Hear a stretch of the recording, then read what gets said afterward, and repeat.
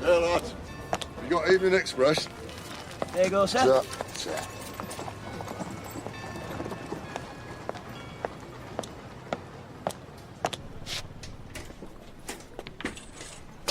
Where in the name of goodness have you been? And your tea waiting here a full hour and a half. Been on to Union office.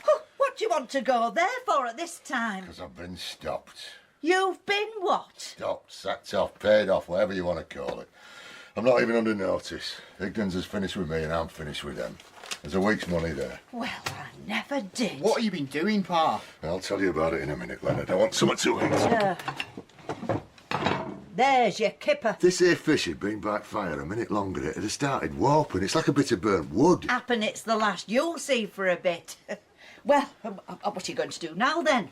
We'll line up for Dole till another job turns up. And how long will that be? Oh, don't ask me. You know what it is now. I'm finished. What in the name of goodness? I'm off. Where to, Pa? You can't go like that. Yeah, Where never you go to? mind. Never mind. Oh, let him go. Let him go. Trying his tricks. Let him go. He'll be in a different frame of mind when he comes back, and that won't be so long either. Yeah, well, you can do what you like with place now. It's your own. There's a week's money there, and I no doubt you'll manage after that. Manage? Course we can manage. Leonard makes more on you. Never better off. You've been wanting a lesson some time, and now you're running to get it. Go on, go on. Here, what about insurance cards? You have to have that. What man aged 16 to 60, if the insured person fails to surrender this card promptly, to hell with card. Oh, now you've done it, Pa. Where are you going? Down south.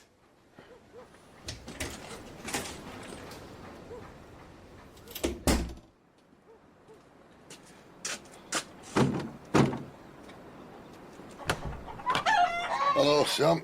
Jess, what are you doing here this time of night? I only lost my job, didn't I, Sam? Oh, no.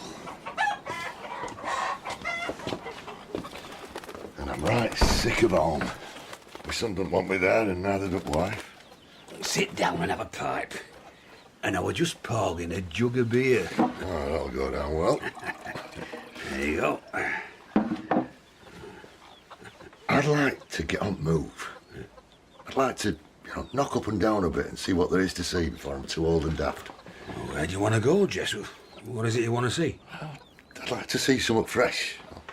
I'd like to have a look at, I don't know, Bristol. Oh, Bristol. I'd like to see, some of them places. Bedfordshire. I never heard tell much of that place. Is there art special in Bedfordshire, Jess? Yeah, I don't know, but it's something to see.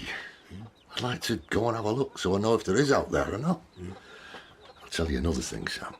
I'd like to see Canada. You never would, Jess. Now to sup, they tell me. And snow, months and months on end. Nay, Jess, I'll never believe he'll go as far as that. Have a lass of mine there, Sam. Aye, so you have. I'd forgotten. She's settled in, has she? Aye. She's settling nicely, is Lily. Been there nearly a year. Oh, you must miss her. Aye.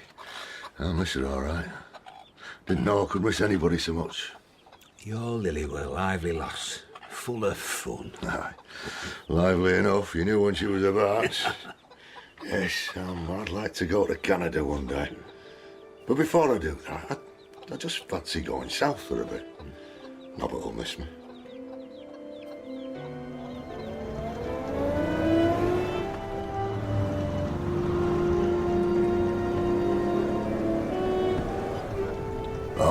Great North Road. It's majestic. Cuts through England like a knife. Where was that? Oh. Doncaster, was it? No trams now. Everybody's gone to bed. Except us, the lucky ones, going down south on the Great North Road. By girl, this is a bit of life, this is. Got to drop you off here, Mr. Oakroyd, or eight. Where are we?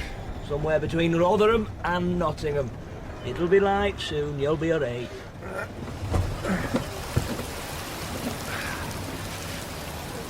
Thank you. Ta-ra, lad.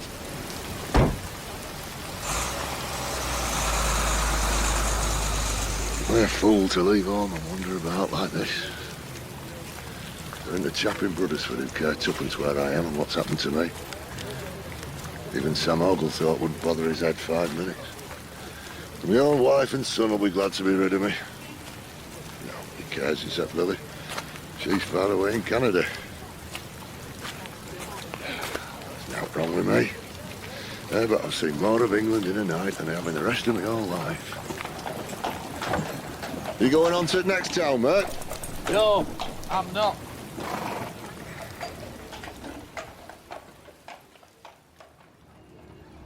Excuse me, do you know anything about cars? Mine's broken down.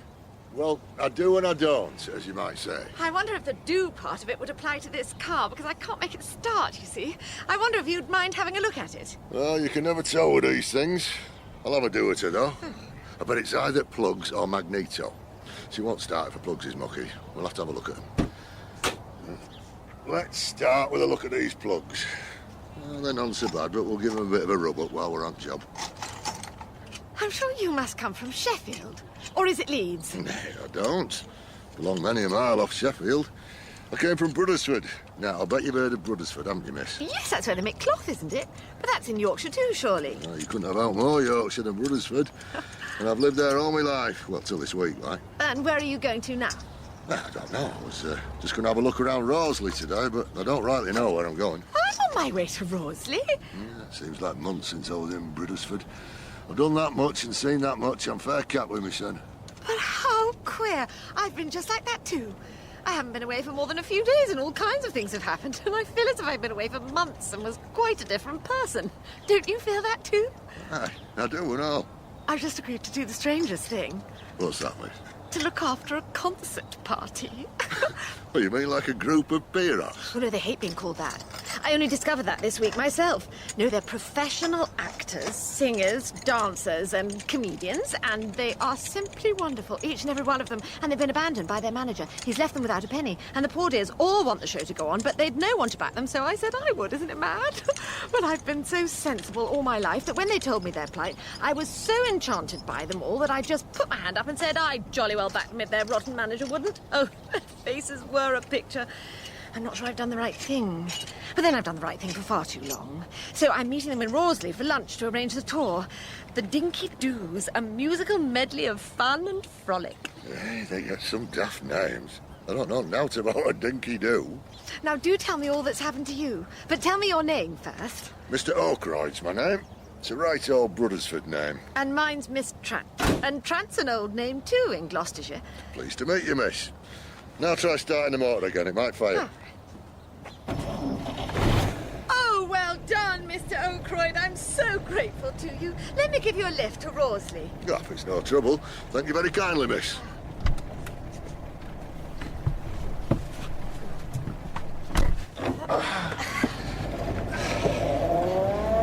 And now you must tell me all your adventures. Well, I've had so many, I don't fairly know where to start. It'll take a bit of time. We've an hour to Roseley, Mr. Oakroyd. I want to hear all about it.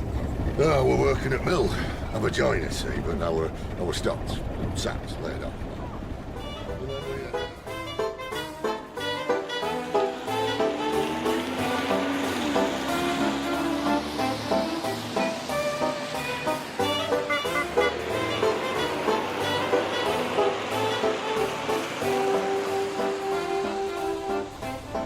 I've never managed anything, except a house. I looked after my father for the last 16 years of his life, so I didn't get out very much. I'm back to meet the Dinky Doos officially, so to speak. Would you like to stop with me and have something to eat, Mr. Oakroyd? You'll meet the Dinky Doos. Oh, you going, miss. I'll be moving on. No, I insist, Mr. Oakroyd. We wouldn't be here if it wasn't for you. You're my guest. Let's go and meet the Dinky Doos.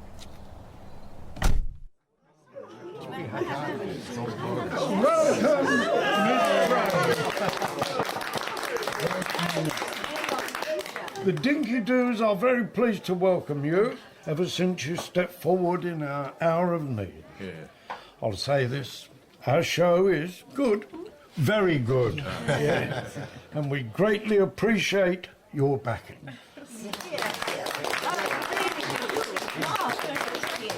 I've never had a welcome like this before. Thank you all. But I want to assure you that it will be my privilege to be your manager and bring you the success that you all deserve. Yeah. May I introduce you to Mr. Oakroyd, a true knight of the road. Good afternoon. You're very welcome too. Mr. Oakroyd, there's a chair next to me. Oh, hello. I'm Inigo. Inigo Jolifant. Feeling a bit of a stranger here, too. Are you looking for work? Oh, not me, no. I'm not a singer or an actor. Is that what you do? Not me, I play the piano. What, are these here the thingamybobs, the pierrots? That's right. Seems to be a queer do, all right. Been nothing but a queer do since last night. Oh?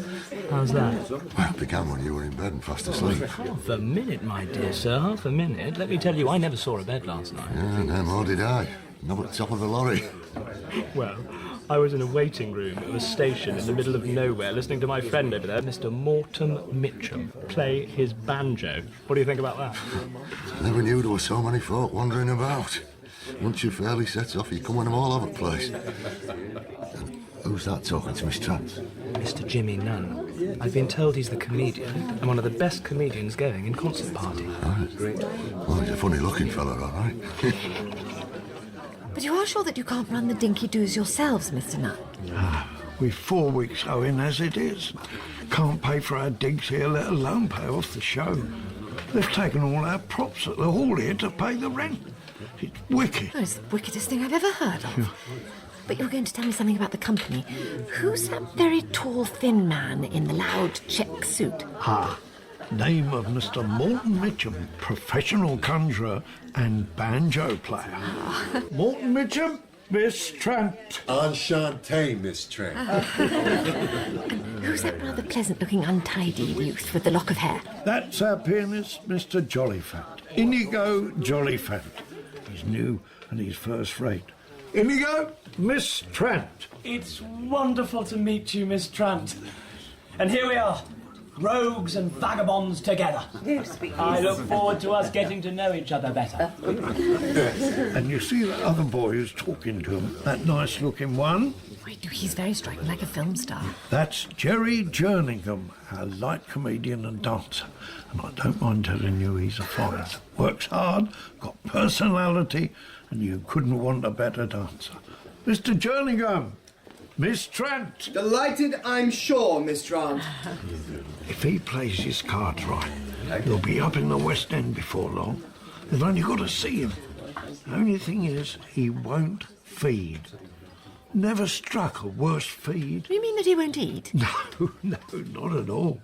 There's only one member of the show that can't eat. And it's me. No, well, I've got a wicked stomach, you know. What a shame. Yeah. Well, this feeding I'm talking about is the name in the profession for working up to gags, you see. A comedian's got to have a good feed. And as luck would have it, Joe over there, he's our baritone, he's as good a feed as you could wish for. That huge man smoking the pipe. Joe? Miss Trant. Very pleased to meet you, Miss Trant. I won't say I've not heard better baritone singers than Joe, no, but you can't rile him. Joe is the easiest-tempered man I've ever known. And a good job, too, because he's as strong as a horse. He was in the Navy one time, and a heavyweight champion. If you ask me, that's what started him off as a singer. He wanted to sing, he sang, and nobody could tell him to shut up. The woman in the terrible purple hat. That's his wife there, our contralto. Stella Cavendish, she calls herself. But she's Mrs. Joe to one and all. It's hard on them, this bust-up, I can tell you. Mrs. Joe? Miss Trant? Oh, very pleased to meet you, Miss Trant. And if you'll allow me to say so, as pretty an entrance as one could wish. It takes me back in a flash to the big scene in the Rose of Belgravia. Oh, thank you, Mrs. Joe. Yes, thank you, Mrs. Joe. And who's that young dark girl who's got such a merry face? I like the look of her. Ah, I was coming to her. Mr. Oakroyd is drinking up all she has to say to him. That's Susie. Miss Susie Dean, our comedienne and the baby of the show. Ah. I knew her father and mother, both pros, dead now, bless them. The little girl has got it in her blood. Absolutely born for it. Do you mean that she's very good? Good? She's a wonder. Mind you, she's young, and I don't say she's got nothing to learn, but she's picking it up like grease lightning. Better every week. I'd like to see her on the stage. She looks interesting. Comical and clever. How old is she? She's only 20. I think her face is her fortune. Susie, Miss Trant. You darling woman, Miss Trant. She's taken it well. Best of the lot, Susie has. Kept her spirits up all the time. But it's rotten hard lines. I blame myself for this. Well, surely not. I don't see how it could be your fault. Mr. Jimmy Mugg, that's me. Man of my experience. I should have seen that the tour was planned by a wrong, and I'll tell you, Miss Trent, I can't look these boys and girls at the face. There's Jimmy going on again. Now then, Jimmy, now then. Don't you start blaming yourself. Because it's no more your fault than it's my fault or anybody's fault. Yeah, well, that's all right, Joe, but... But nothing, Jimmy. Here, you people. We're not blaming Jimmy, are we? No! Who's been keeping our hearts up? Jimmy! Good old Jimmy! Good old Jimmy! Aye, good old Jimmy. A toast to Jimmy!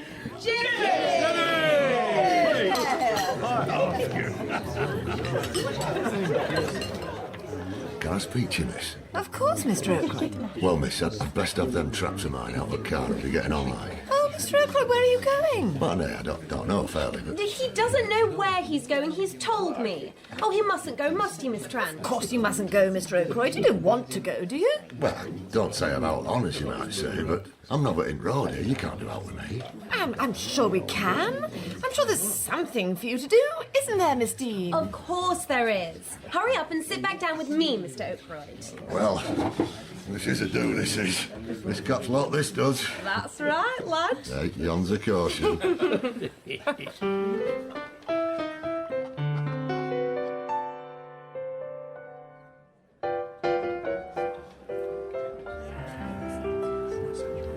Now, if you've £200 or £300 you're ready to play with, well, that would be more than enough, Miss Trant. But as it is, I have to pay the company's debts. Well, you're not responsible for them. It'd be better if you did. Then you could get all the props back, too. Certainly. Well, I'll pay them. And the salaries, of course. And I supply the expenses? Yes, any expenses that crop up connected with the show. Railway fares, baggage fees and all that. And if you want me to, I'll direct the show for you.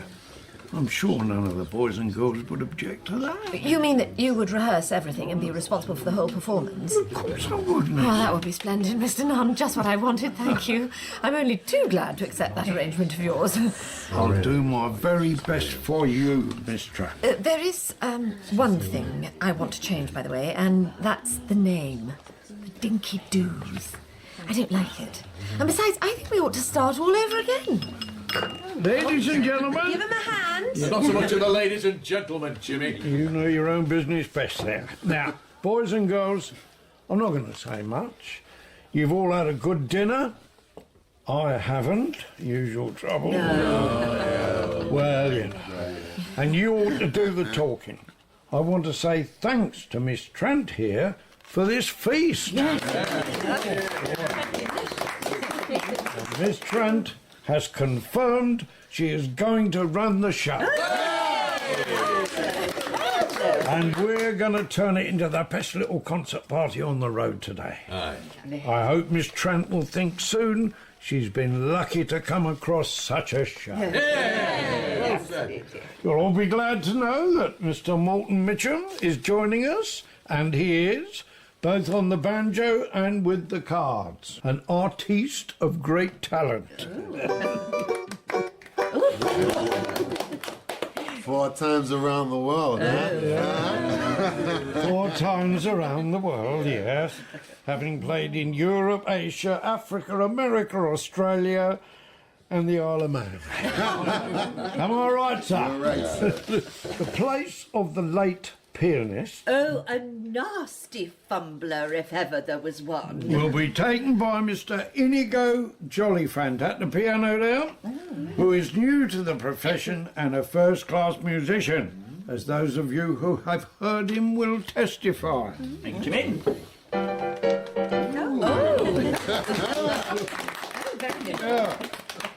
There's just 1 or 2 points, as you boys and girls know. There's no reason why Miss Trant should pay salaries at all until we start working again.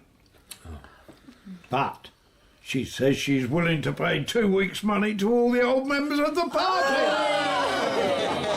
You're playing fair with us, Miss Trant, and we'll play fair with you. And one more thing, we're going to change the name. Now, Miss Trant feels we should start afresh with another one. Could change our luck, you know. Now, any ideas for a new name? The Mugs. Oh, dear. Duennas. The Troopers. I'm not very sure what a trooper is, but if it means being a good companion, or trying to be a good companion, then I'm proud to be called one, absolutely. Somehow there isn't too much good companionship left, is there? I mean, people don't sort of pull for each other now much, do they? I'd like 1 or 2 people to say I was a good companion. Listen, everybody. Mr. Jolliphant has given me the name. I'm sure it's never been used before. We'll call ourselves the Good Companions. What do you think of that? I like it too. It's original, and it does mean something. Not like the ridiculous dinky doos. I don't know how it would look on the bills, though. It will look rotten on the bill. And too highbrow, Miss Trant. I like it. It's the best name I've heard here tonight. Well, there it is then. We'll call ourselves the Good Companions. Great stuff. Friends, I give you the Good Companions. Long life and good luck to them. I'll drink to that if it kills me. The Good Companions! Oh, I'm not one of the audience, as you might say. This is my bit. May you make good companions at folk that comes and hears you, and never look back. Thank you, Mr. Oakroyd. You are sweet, you know, Mr. Oakroyd. Aren't you? Mr. Oakroyd, please come over here and have a word with me and Mr. Nunn. Listen, Mr. Oakroyd, Mr. Nunn says a handyman like you would be very useful to us. Yeah, you'd be carpenter, props and baggage man, lights, doorman, and bill poster when needed. And of course, any odd jobs. Well, I could pick up a deal, I dare say. I can do what I want to do with my hands as a rule. Is it something you want doing or regular job? We want you to travel round with us, Mr. Oakroyd, as our handyman. And I'm sure you'd soon learn anything that you didn't know that had to be known. About lights, for instance. One of good companions, eh? By God. I'll have a do with it, I will and all, huh? And Mr. Nunn suggests £3 a week. Plus train fares and any extra expenses. Would that be all right, Mr. Oakroyd? I should think so, miss. £3 a week and not to keep up my sen. This beats band, this does. That's all right then, is it? Will you come down to the assembly rooms in the morning, Mr. Oakroyd? Now, but say a word and I'll be at 6:30 with my tools. 6:30? There's no such time. Not in the morning, eh, lad? 10:30's our time. Day's half hour in Bruddersford by then. Happen you know Bruddersford, Mr. Nunn? I do know Bruddersford. Everybody knows it, except the lucky ones. Ask Susie there about it. She calls it Shuddersford. And it's generally known to the profession as the comedian's graveyard. Whatever for. I've heard tell of them calling it place where they hammer screws. You hear all sorts, don't you, Mr. Nunn? You do? You're a bit of good company, you lot. Miss Trant, speech!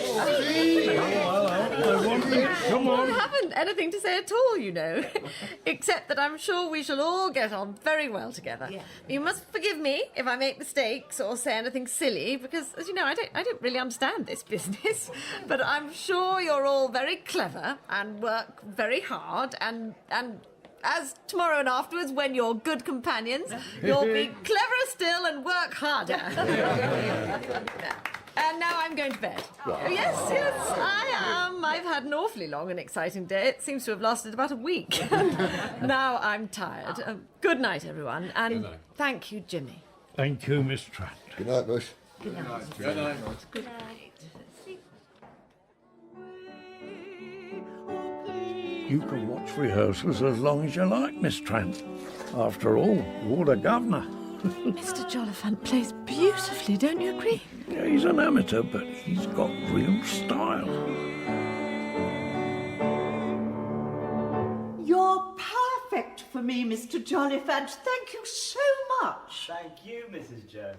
Mr. Joe, please.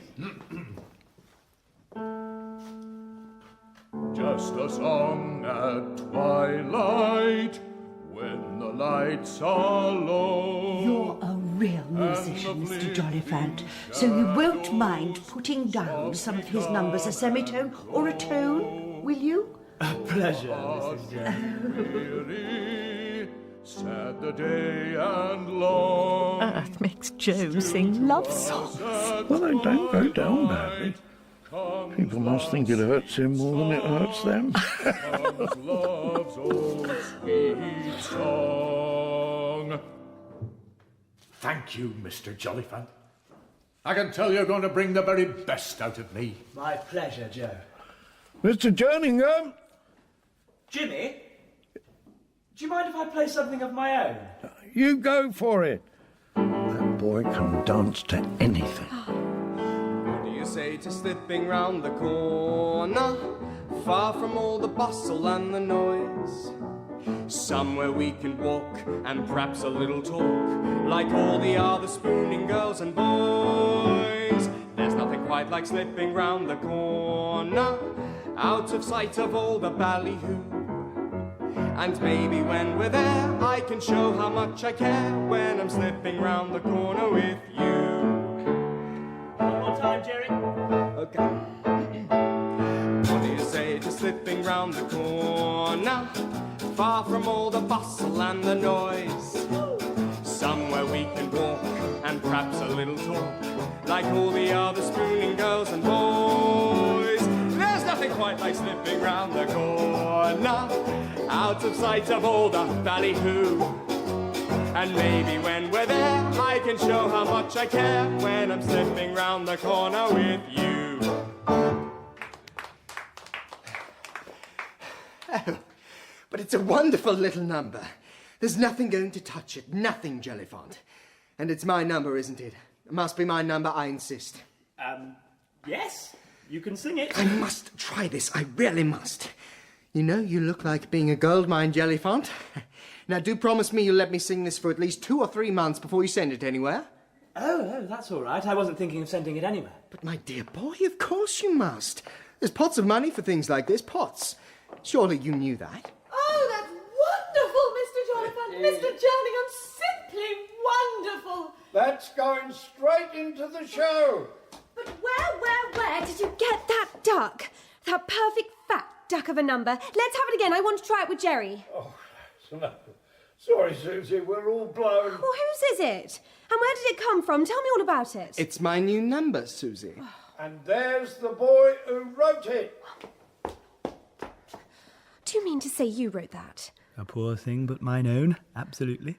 And you've let Jerry Jerningham have it? Yes, why not? Well, you are a mean pig to give to him like that, and not even let me hear it first. Susie, your turn. You're spiteful. Oh, I want to hear this. You've only got to let her sniff an audience, even if it's only 6 free passes and a whole row of chairs. And she's bubbling over. When the things you've planned need a helping hand, I will understand. Always, always. Days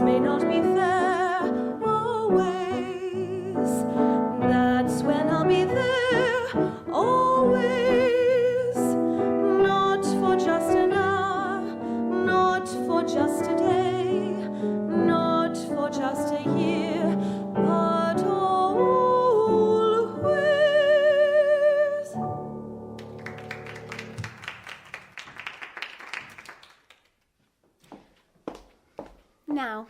Aren't you sorry you gave that number to Jerry Jerningham instead of me?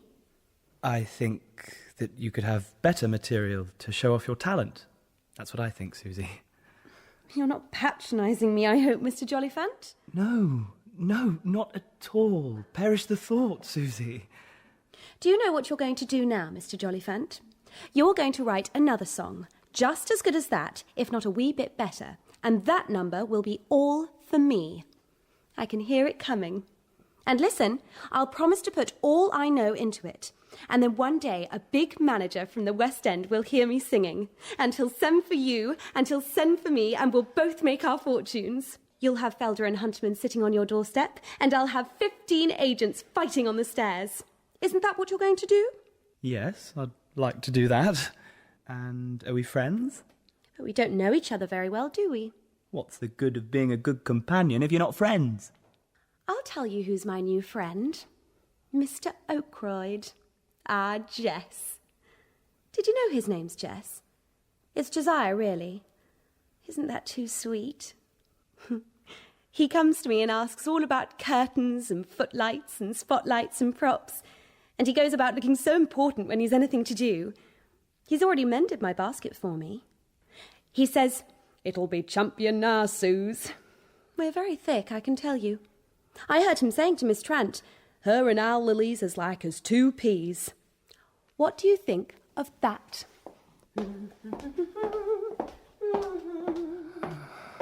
Susie.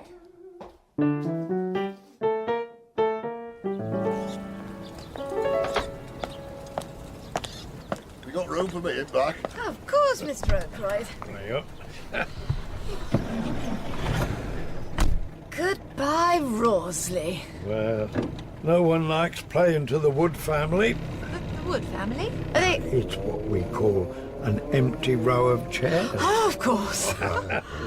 Sandy Bay'll be different, you'll see. Oh, wherever we are, it's another world to me, Mr. Nunn. Aye, and me. I mean, for instance, the telegram's the standard method of communication.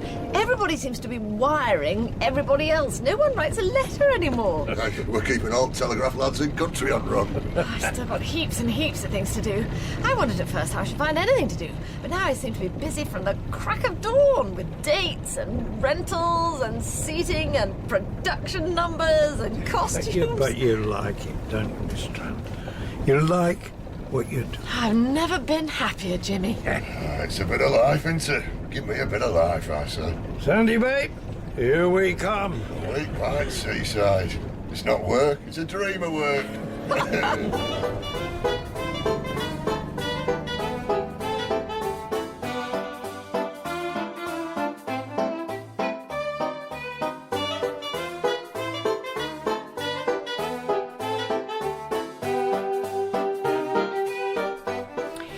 It's still too quiet, my dear.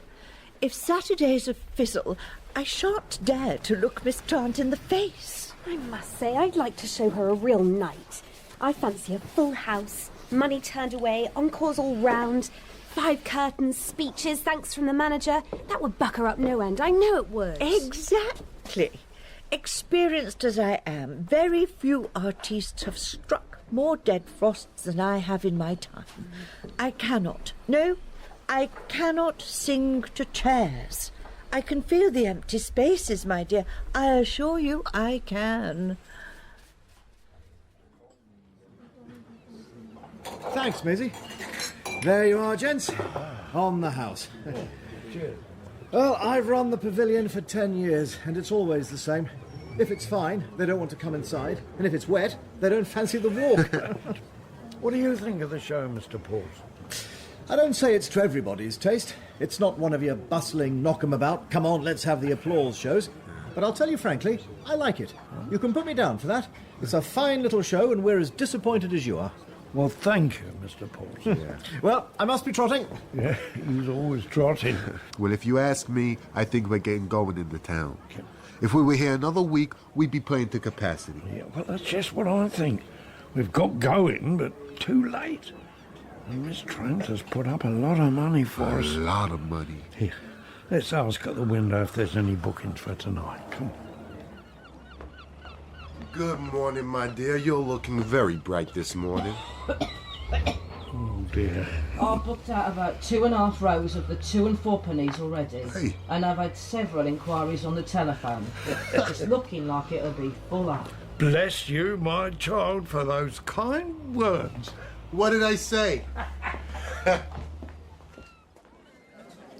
Turning away money, my dear. Capacity to the roof, old man. Going to be a night, my dear. What did I say? Everything told me.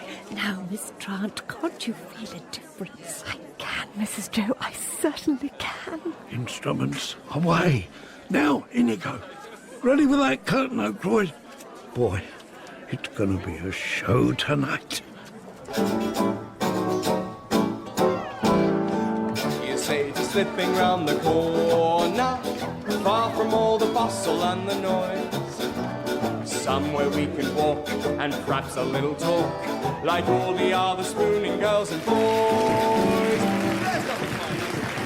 Shadows softly come and go. Though the heart be weary, sad the day and long, still to us at twilight comes love's old song, comes love's old sweet song. Please remember me when you return. You'll find me waiting here.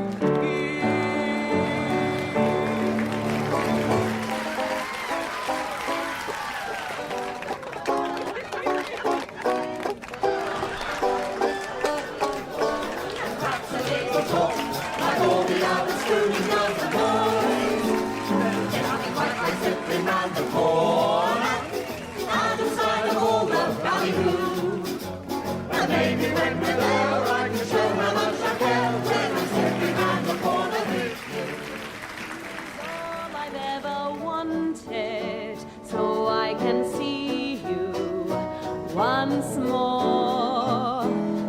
Going home, my heart is filled with longing. Going home, the skies are deeper blue. And at last, that sense I feel of deep belonging when I'm back at home with you.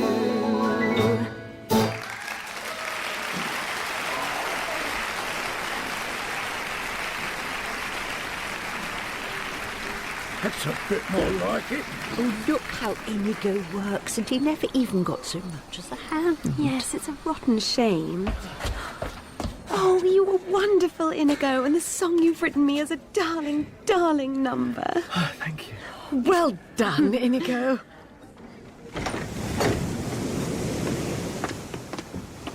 Oh. It's sweet out here after the sweat and the lights inside.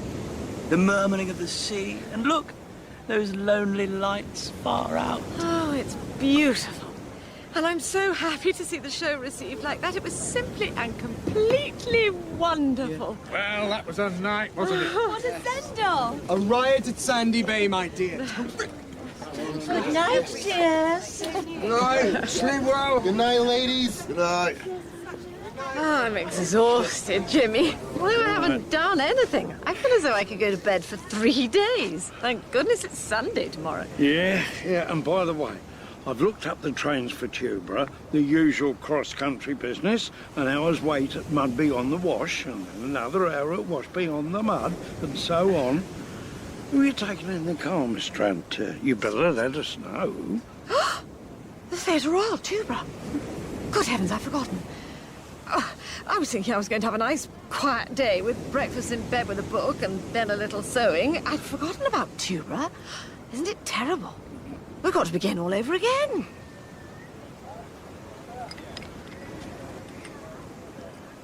We had a good crowd in tonight, Joe. That's the idea. You go on work in the town and they'll come. That's what I do. Some of the boys and girls laugh at me, but I say it all helps. Is it a good show, they asked me. Good show, says it's best shows ever you've seen in Sandy Bay. When I was here to pass an odd week, and then we're off to theatres, coining brass, I says. Coining what, he says? Brass, I says. And that's Yorkshire for money. You come and see the good companions, you'll never get another chance. And when you read about them in papers, and you'll be doing that for so long, you'll be right mad if you've never seen them. Best show on road, I says. I'll drink to that, Jess. All right.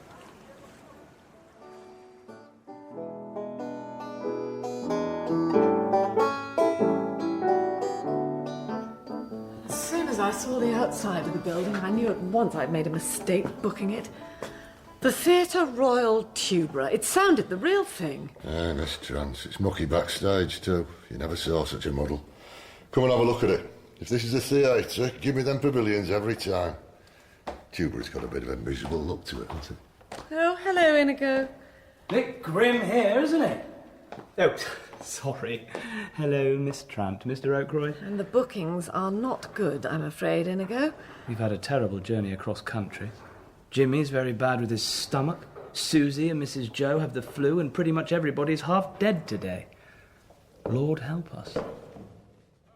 Twilight comes love's old song, comes love's old sweet song.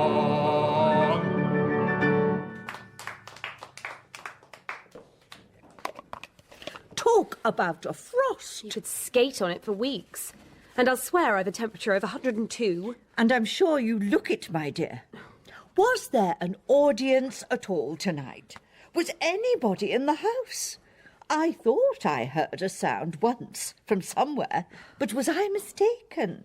Does Tubera know we're here? It knows, but it doesn't care. Sometimes I think just as well there's hardly anyone out there. The last thing that can be said of me is that I disappoint my public. But what I have to ask myself now, my dear, is this. Have I got a public in Tubera? And is it worth it? No, it isn't worth it, but what's the good of talking? And Jerry Jerningham is going to get a piece of my mind if he stretches his act out any longer. Jimmy looked really bad tonight, I thought. I expect we all looked bad. Oh, come on, let's get out of this thing they call a theatre. Theatre Royal? My God, theatre dustbin, if you ask me. Oh, come on. What we'll need is a drink.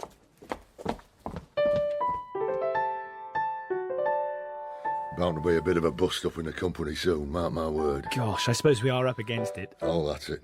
Some of them will get a rough edge of my tongue before so long and all, the way they're going on. There's our Jimmy there, looking fit to drop. Right, Paulie? Oh, of course. And another thing, I saw Morton Mitchum coming out of a pub, and I could see he'd had a few. Mr. Oakroyd, Inigo, I really don't know what to do. Jimmy's collapsed, and he's too ill to go on stage tonight. And Jerry Jerningham isn't here, and I don't know where he is, and neither does anyone else. And I've just had to tell Morton Mitchum to stop drinking whiskey in the afternoon. Mr. Oakroyd, can you round up everyone onto the stage, please? Ah, miss.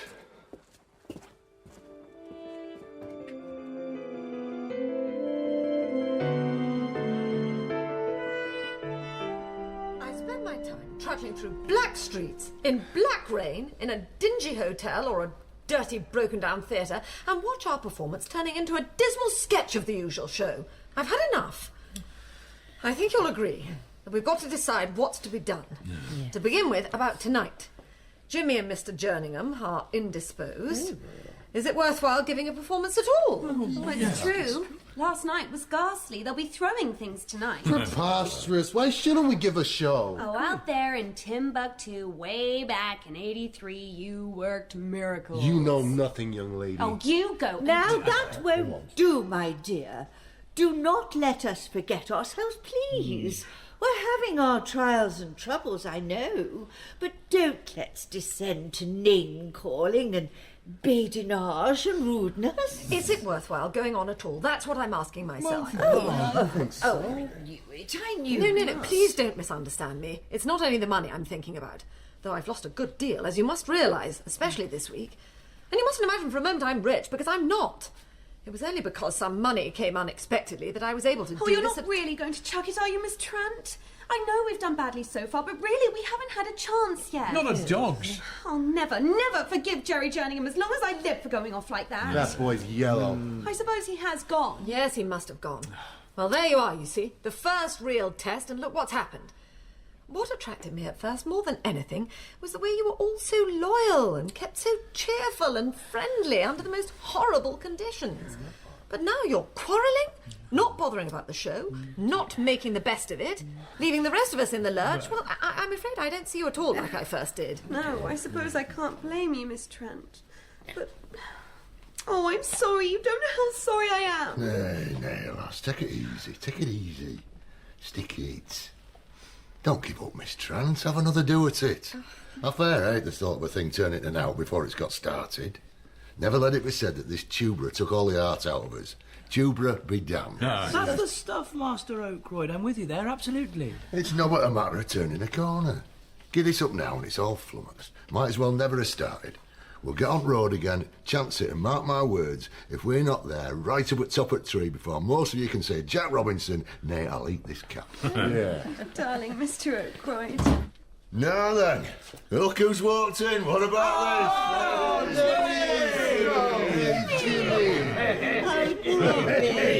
Hey, listen. There's a doctor in Merley, that's where I've been, who's a marvel, a wonder, a miracle worker. I can make a new man of you, he says. And when did you see a doctor last? So I told him 4 years ago. And what have you been doing with yourself since? I told him, well, trying this and that. Thought so, he says again. You listen to me. And he gives me some medicine to take and told me what to do with myself. Yeah. Do no harm to get back to work, he said. May do you good. So here I am, Miss Trant, boys and girls. And so long as I take one dose before meals and one after, I'm fit and ready, to crack the old wheezes.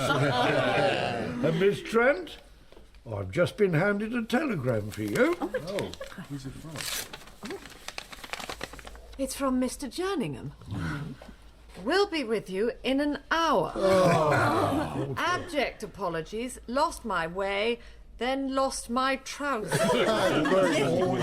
We'll explain all. So sorry, everyone, and especially Miss Trant. How about that? We were only talking just now, Jimmy, about whether we could give a show at all tonight. Give a show tonight? I should think we do give a show tonight, even if I've got to give it all by myself. Tonight, 125 members of the Merley and District Cooperative Society are coming to see the Good Companions of the Funeral. And they will occupy the dress circle on special terms given them by Jimmy Nutt. Now, let's get busy and see if we can't pack the house. Let joy and what's its name be unconfined. Not half. Now, what do you say, Miss Trant? Do the Good Companions go on? They do. I declare this meeting closed. I'll learn 'em yet, we will and all. Tuber will not do us down. Tuber isn't out. He'll get a right slap in the eye this morning. And we'll pull together, won't we, children? We will. Come on, Inigo. I want to sing and dance like I've never done before. What about that? What do you say to slipping round the corner? Far from all the bustle and the noise. Somewhere we can walk and perhaps a little talk, like all the other spooning girls and boys.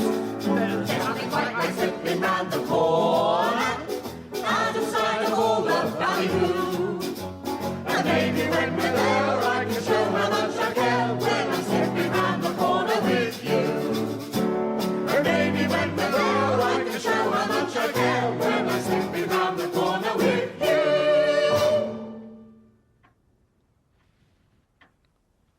Dear daughter Lily, I am writing these lines to say I am still in the pink and hoping you are the same.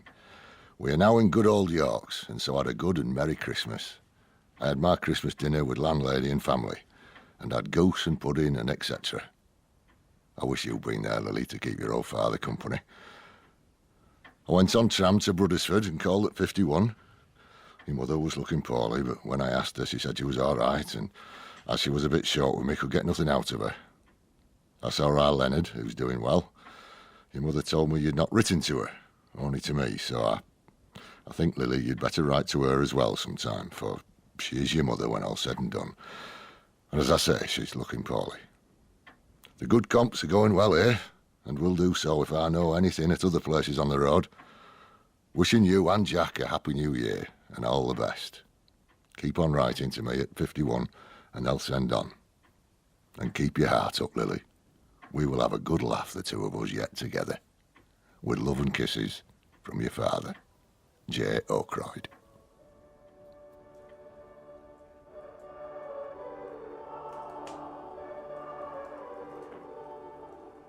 Dear Dorothy, I know what you think of my having become a theatrical impresario, but you must allow me my little triumphs. I have secured the Good Companions a residency over 3 months in Gatford, Mundley and Stord. People are more prosperous here than anywhere else we've been because of the manufacture of motor cars. They call the towns the Tin Triangle, as they are all equidistant to each other. We play to packed houses every night of the week. The troupe say their digs are excellent, and the horrors of Rorsley and Dotworth and Tubra are now a thing of the past. In this respect, all is well. But now I've received an even more magnificent offer from Bournemouth, for the Good Companions to be resident there all summer long at the Hippodrome. Yes, my dear, for 6 months. The older members of the troupe, Jimmy and Mitchum and the Joes, are all quietly in despair that I won't accept this magnificent offer, which it is. Anyway, I don't know how long I can go on living out of a suitcase and negotiating terms with theatrical businessmen. They are, in my opinion, a rather crude lot. What do you think I ought to do? I can't go on doing this forever, can I? Yours, Elizabeth. I don't know what to do. To tell you the truth, I haven't been able to think properly since Christmas. I feel, do you know, restless. My own feeling, absolutely. Susie is too, and she doesn't seem to be particularly keen on the Bournemouth offer. None of the younger ones are, you know. As I told you, it's the old hands, Jimmy and the Joes and Mitchum, who are all for it and so worried because you won't decide at once.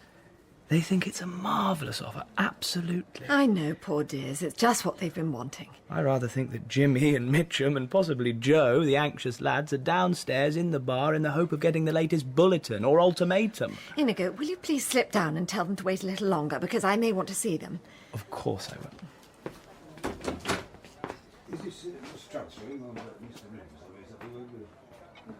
There's a gent here to see you, name of Ridvers. He smells of whiskey. Will you have a look at him? I am Miss Trent. Do you want to see me? I do. My name's Ridvers, and I don't mind telling you I am the Triangle New Era Cinema Company Unlimited. Well known here, very well known. Not a stranger to the district. I'm afraid I don't understand. You're Miss Trent, who's running these Watch It Companions at Piero show, ain't you? Yes, what do you want? Doing damn well here, ain't you? I beg your pardon? Not at all. Not at all. Doing damn well here, ain't you? And do you know at whose expense you're doing so damn well? At mine. And I'm here to have a little talk about it. I don't want to have a little talk about it. Perhaps not, but I do. Will you please go away at once? How dare you come in here behaving like this? I don't want to talk to you about anything. I just want to get your cigar smoke out of my room. I hope you don't call yourself a lady. What's the idea? Going on like that? Dad, would you please go? If you don't go, I will, and I shall ask the proprietor to turn you out. Let's have another tot, Tom. I need it. That's a bitch of a woman you've got upstairs. Who's this you talking about, Charlie? Trant, or whatever her name is. Running a Piero show here? Till the sons are ready again, I suppose. These two gentlemen here are members of their troupe. Very good show, they tell me. Now, let me tell you, sir, that's no way to talk about a lady in public. That is so. Just keep your bitches to yourself. Oh, so this is what they're all paying the money to see, is it? Oh, broken down old pros, buskers. I wish I'd known what they looked like when I saw that woman upstairs. She's not all there, Tom. You want to keep an eye on her? Piero's. Who is this gentleman? Let's be friendly. This is Mr. Ridvers, who runs the cinemas round here. Ah. What are you two ahhing about? Say, do you remember that ninepence we threw away the other afternoon at that dirty little cinema nun? And we wondered how people could pay money to go in. Is that the place? That's the Yes. place. Yeah, and you thought it was raining in all the pictures. They were so old. That's the place, isn't it, nun? Yeah, I thought so. You're very funny, aren't you? But don't think I'm going to take it from you, because I'm not. Couple of buskers going around with a hat. Piero's. Let me tell you this, the pair of you, and you can tell that... Easy, Charlie, easy. You want a good mouthwash. It's asking for a good clean out, that big mouth of yours. I've been in places where you'd had a bullet through you like that. Zip, for saying less than you've said about a lady. Go and have a look at yourselves. I'll say what I like, and you won't stop me. And you know you won't, you see. I'll say what I like. That's the way, mister. That's the way to talk. Let a man say what he likes, that's my motto. As long as he don't hurt anybody. Morning, boys. Any news? What's up? Well, what's wrong with you? My friends here don't look the usual smiling selves, Jimmy. Come over here, Joe, and I'll tell you what's up. A pint for Mr. Joe, please, Tom. Right you are, coming up. Yes. Ah. Well, thank you, Jimmy, not. I'll tell you what's wrong with me. I'm a Pierrot, same as these two. A dirty little Pierrot. A broken down pro, just the same. Miss Trant, the lady upstairs, pays me my money. Just the same. And I'll tell you what's the matter with you. You've two names. One's Mud and the other's Walker. Outside. You've just time. Oh, I could give you such a slugging. You're just the right shape and size, you are. All right. I'm going. But you haven't heard the last. See you, pal. Buskers.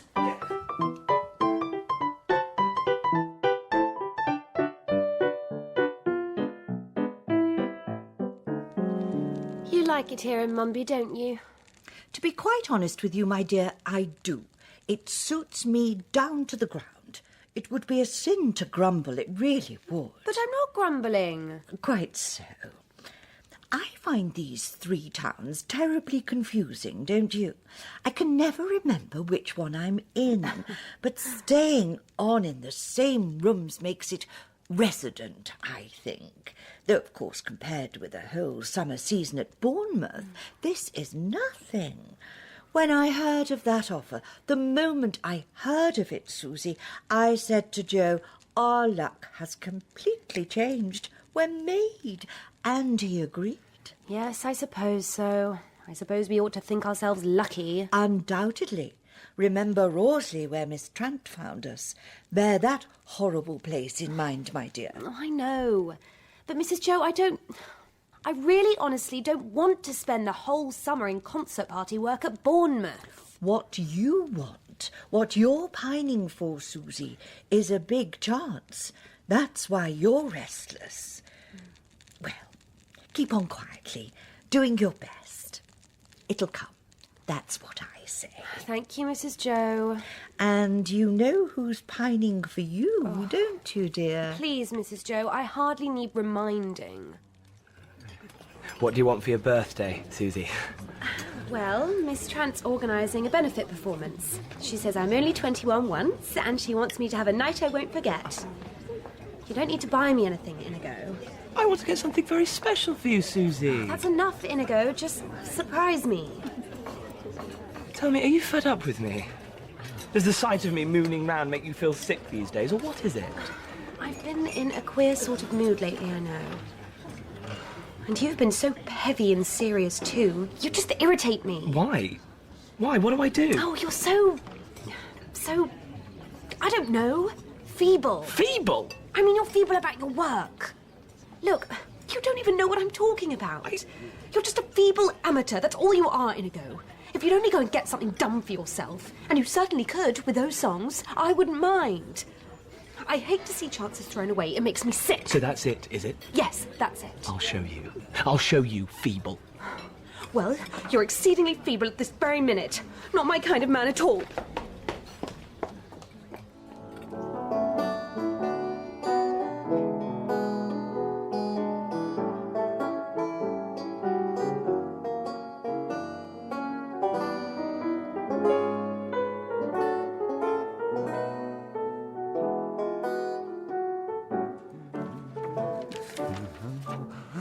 Are these all your compositions? So, who are you going to give them to?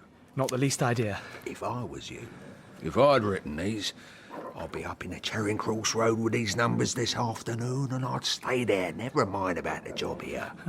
Play 'em through yourself, once, to Monty Mortimer. I'll write to Monty this minute. He's the Emperor of Music Publishing, Mr. Jollyfant. You show him this code, and you'll walk up without a word. I'll go down tomorrow morning. First thing. First thing, Mr. Jollyfant. Very good.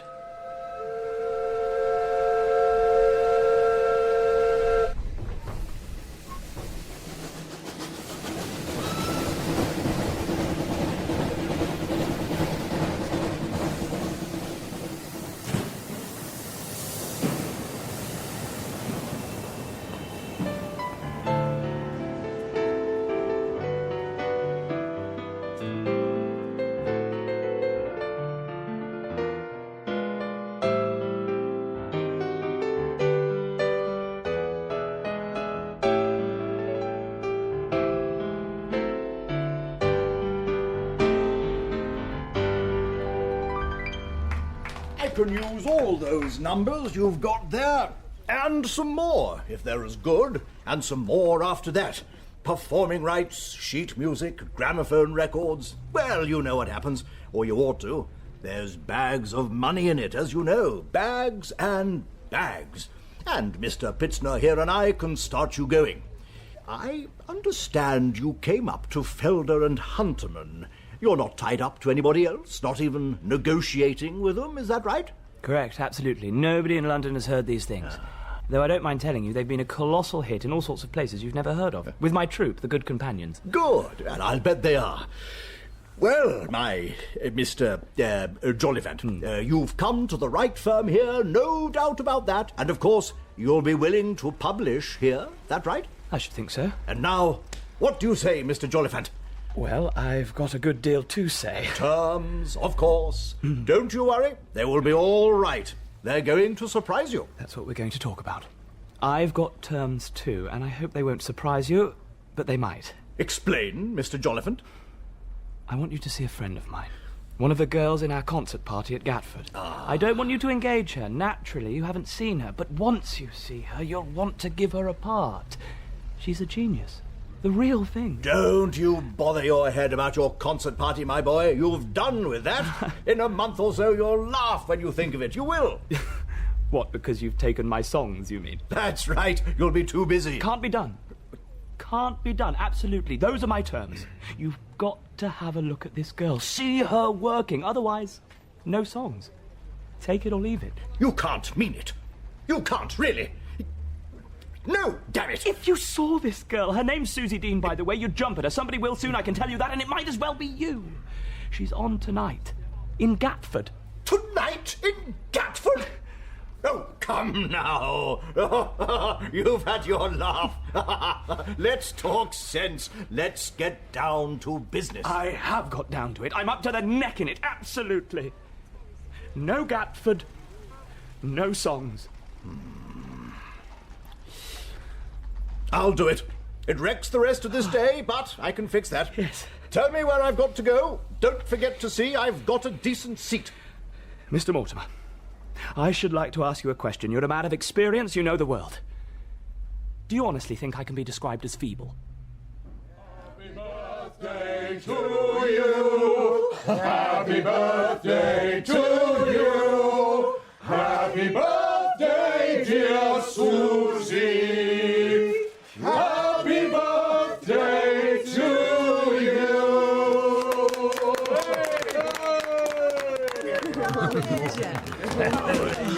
There you go. Party's nearly over. There's no time to turn up, lad.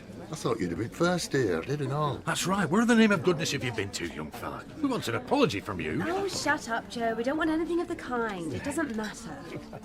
Well, Miss Trant, boys and girls, time to go, if you ask me. We'll wish Susie all the good luck she richly deserves. Now, we ought to go and have a bit of a rest. It's a big night tonight. House booked right up. And all for Susie here. Catford's gonna get the show of its life tonight, I say. So we better take it easy for an hour or so before we start, right? I'm awfully sorry, Susie. You see... It doesn't matter. I couldn't get here in time. And I've gone and forgotten your present, too. But you must listen, you must. You see, I had to go to London today. London? Yes, London. I didn't tell anybody I was going. I had to see Felder and Hunterman, the music people. Inigo, your songs? They've been hearing them. Where have they taken them? Do tell me, quick. They want them, all right. Go on. Oh, you're so slow. Tell me all about it quick. If you don't, I shall think you're feeble again. Well, you see, that man, Monty Mortimer, heard them too, and he wants them for a new review of his. Inigo, you never saw Monty Mortimer. I did, I tell you, Susie. Oh, you're made, my dear. You'll be rolling soon. Oh, marvellous, I am glad. You ought to have told him about me. I did, woman, I did. I told him about nothing else. You didn't, did you? Or did he say anything? But he'd laugh, I suppose. Laugh be blowed. The point is, he's coming to the show tonight. What, Inigo? Don't be so daft. He's not coming here. He's coming here to see the show tonight. As a matter of fact, he's coming here to see you. Monty Mortimer? The great chief himself, the Emperor, they call him. But why? I mean, how did you do it? Oh, I don't believe it. I just told him to come down, and he's coming down. I've reserved a seat for him. I may be feeble, but when I start... Shut up about being feeble. I never meant it anyhow. Oh, I've thought about something like this happening so many times that really... I can't bear it. I feel funny already. I shall make a mess of it. Perhaps I ought not to have told you. Oh, of course you ought, silly. I'd never have forgiven you if you hadn't. Oh, gosh, what a chance. Suppose he doesn't like me. That'd be a ghastly washout, wouldn't it? He'll like you all right, and if he doesn't, he's a fathead absolutely, and he won't get any songs of mine. Oh, darling. But look here, Inigo, I'm not going to let you tie those songs of yours to me like that. Listen to me. Never mind about that. I'm sorry I couldn't get back sooner for your party. You ought to have told me what you were going to do. Though it's more exciting like this, I must say, Inigo. That's the point. As it is, I forgot your present. You didn't. The great Monty's my present. A marvellous present. And I never wished you anything. It isn't too late, is it? Many happy returns of the day, Susie. Oh, thank you. Oh, I'm an idiot, but I'm so happy. Oh, Inigo, you are a darling.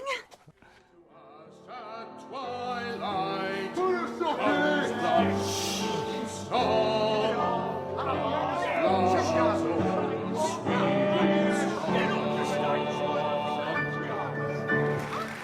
Bloody swine. Those yobs are at it again. Right here. Ladies and gentlemen, shut up! If the gentleman at the back doesn't shut up, he'll be soon made to shut up. Oh, yeah. Come over here, then. I'm convinced now that it's all a put-up affair. Before I wasn't sure, though I had my suspicions. It's disgusting.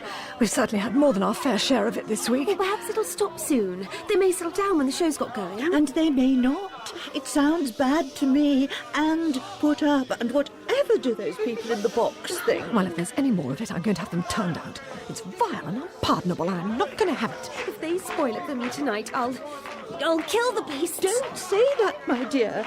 And if there's to be anything of that sort, Joe will do it. Just listen to that.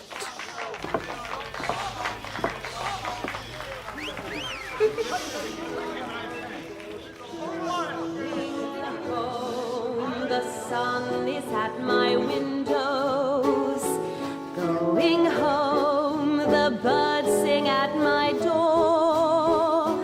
Going home is all I've ever wanted, so I can see you once more.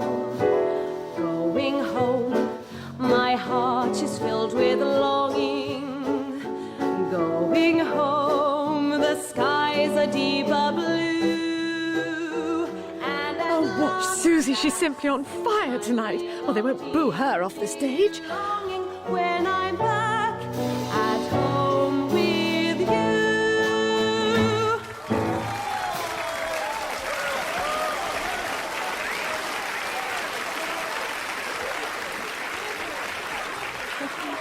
Well, I hope Monty Mortimer saw that, Jess Oakroyd. I ought to go and sit down and be quiet in the dressing room, but I just can't. I'm nearly bursting. What a night. Champion, hey, that were a right treat, so boss. Ain't it told me there's one of the big men of the theatre business in the house? There is. And I expect him to come round any minute and say, Miss Dean, I've been looking for you for years. Open a week Tuesday at £250 a week. If that's not enough, let me know. Something like that. What do you say?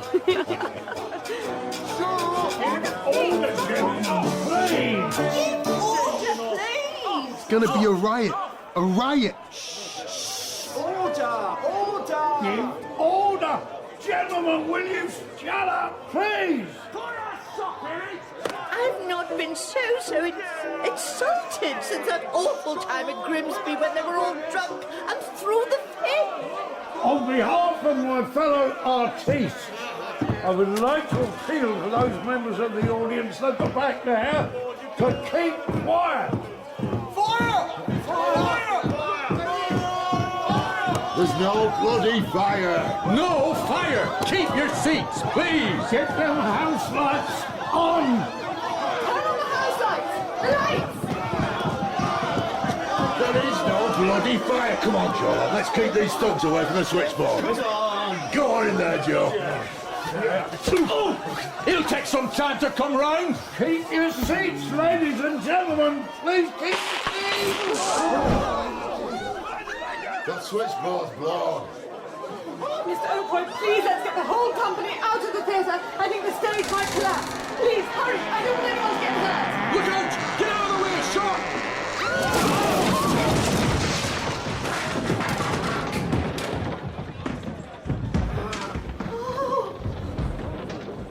It's Miss Trant. Is she breathing? Oh no, Miss Trant! Miss Trant! Miss Trant!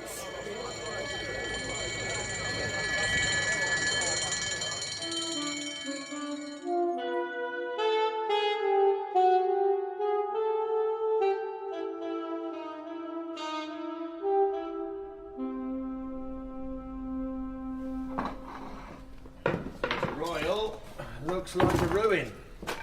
It's life, though, not property that matters. There might have been dozens of lives lost. Dozens, yes. Scores. With people all trying to get out at once. Lucky, I'll tell you, very lucky. Just 7 people injured, not counting your 2. It'd have been all now, Inspector, if you hadn't gone and shouted fire like that. But we tried to stop him. But there was a fire. No, there wasn't. Not when they were shouting. It came after the fire. And they were out when it did come. Me and him put most of it out ourselves, easy. That's true. Well, who started it all? Chaps that came from back at pitch started it all. Turned lights off to begin with, and it must have been them who shouted fire. What did they say at the hospital about Miss Trant? It's not so bad, is it? The lady's suffering from shock and a fractured arm, that's all. No need for anyone to worry. No, who'd have thought? Oh, don't start. Just keep quiet, Jess, lad. Oh, it's been a mess. An awful mess, and I've cried enough tonight. I don't want to cry anymore, and I don't want to talk about it now. Absolutely. Right, never mind, Susie. What's going to happen next week, anyhow? Oh, God knows! Oh, I'm sorry, lass. I'll say no more. We're not dead yet, though I seem to be stiffer a bit. Come on. Someone will turn up.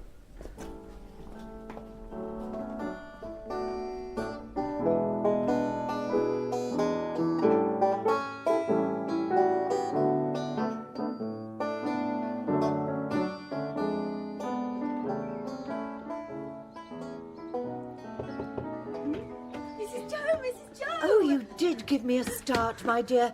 I wondered what on earth it could be. Talk about news. My dear, I'm simply bursting with it. Inigo and I and Jerry Jerningham have just had lunch with Monty Mortimer at the Victoria Midland Hotel. And we're all going to London, and Jerry and I are going to have parts. Really fat parts in a new show he's doing, and Inigo's going to write the music. Stop it, child, stop it. Don't tell me anything you're making up, will you? Making it up?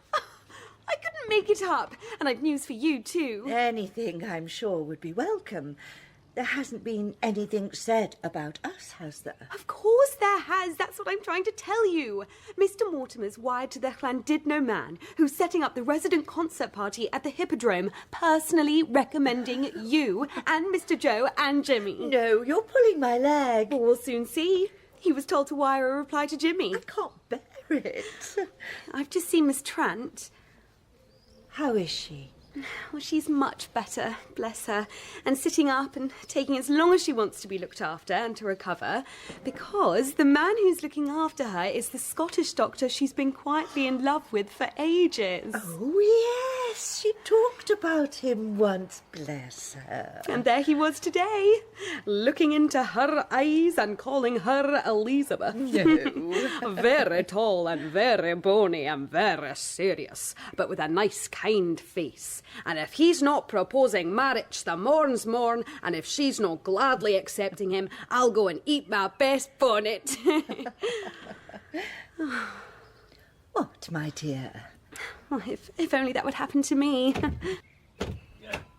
Mrs. Joe. Yes? That's Susie told you. Jimmy's had a wire. Have you heard? Well, what does he say then? Don't just stand there without a word of all the aggravating men. Wants to see us on Monday. Terms are good. Open middle of April, clean through to the end of September. Start rehearsing beginning of April on full pay. Bit of your doing this, Susie. Inigo's just told us all about you and him and Mr. Jerningham. After this, up among the stars so high, eh? Shan't be allowed to talk to you after this week. Don't be an idiot, Joe. But honestly, isn't it marvellous? Wouldn't it be ghastly if I got run over or something now? And you know who I gave a tap on the jaw to that night? Which one, Joe? You tapped quite a few, Jess tells me. Mr. Ridvers. Who? The snake who insulted Miss Trant and owns the cinema. It was him who set up that riot, just to smash up our little show. Can you believe it? Isn't it the giddy limit, Susie? The absolute giddy limit. It's him who'll have to pay for the theatre, not Miss Tran. Oh, I'm so happy to hear that. You're quiet, Jess. I am. I don't like thought of us all leaving one another, I don't.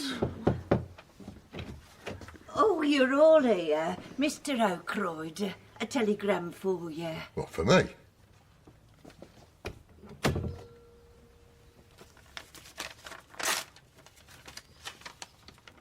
I go. What?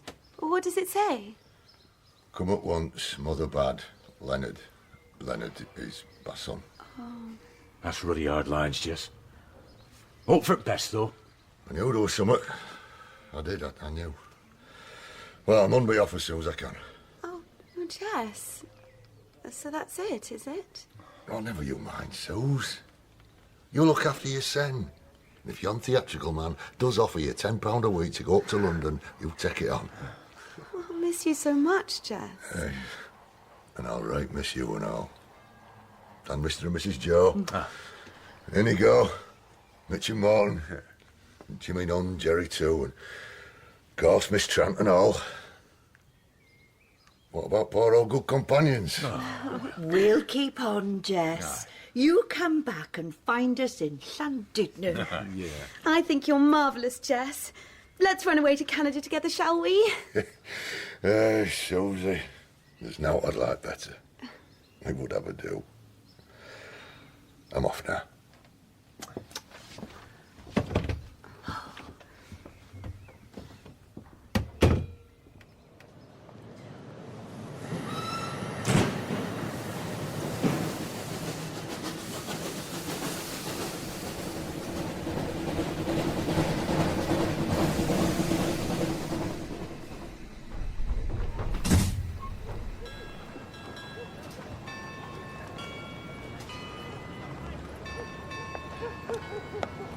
There, lad. You got Evening Express? There you go, sir. Sir.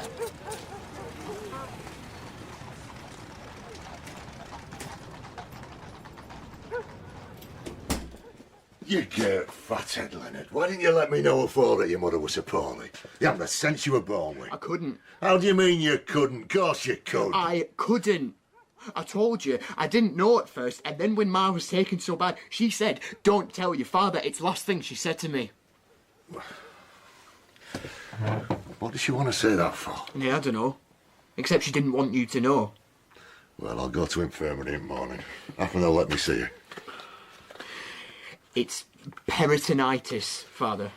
She's bad.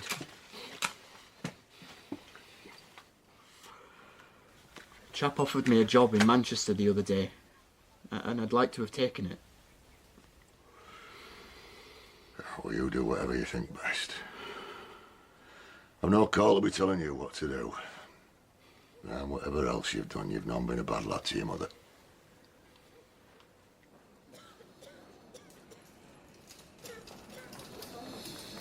There, lass. Jess. What are you doing here?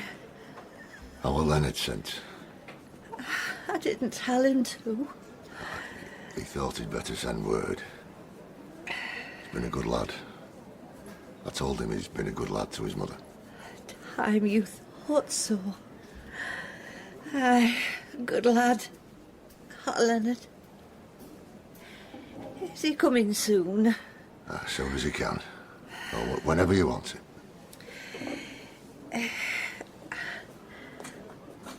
Bad Jess. Lass. Why didn't you tell me afore? I'd wish they'd let me alone. They can do nought. Nay, they will. Can't I do out? You'd better go now, Mr. Ackroyd. Going, Jess. Now, aren't you? You managed all right for yourself when you went away, didn't you? I never out to a gun. Nay, lad. I don't know. You've done nought to be sorry for. Couldn't be helped. Are you going on all right? Yes, lass, yeah. Better so, then. You must go and see our Lily sometime, if you can get. That's what you've always wanted, eh? Eh? Nay, Jess, I know. I know. Tell our Leonard to come tonight.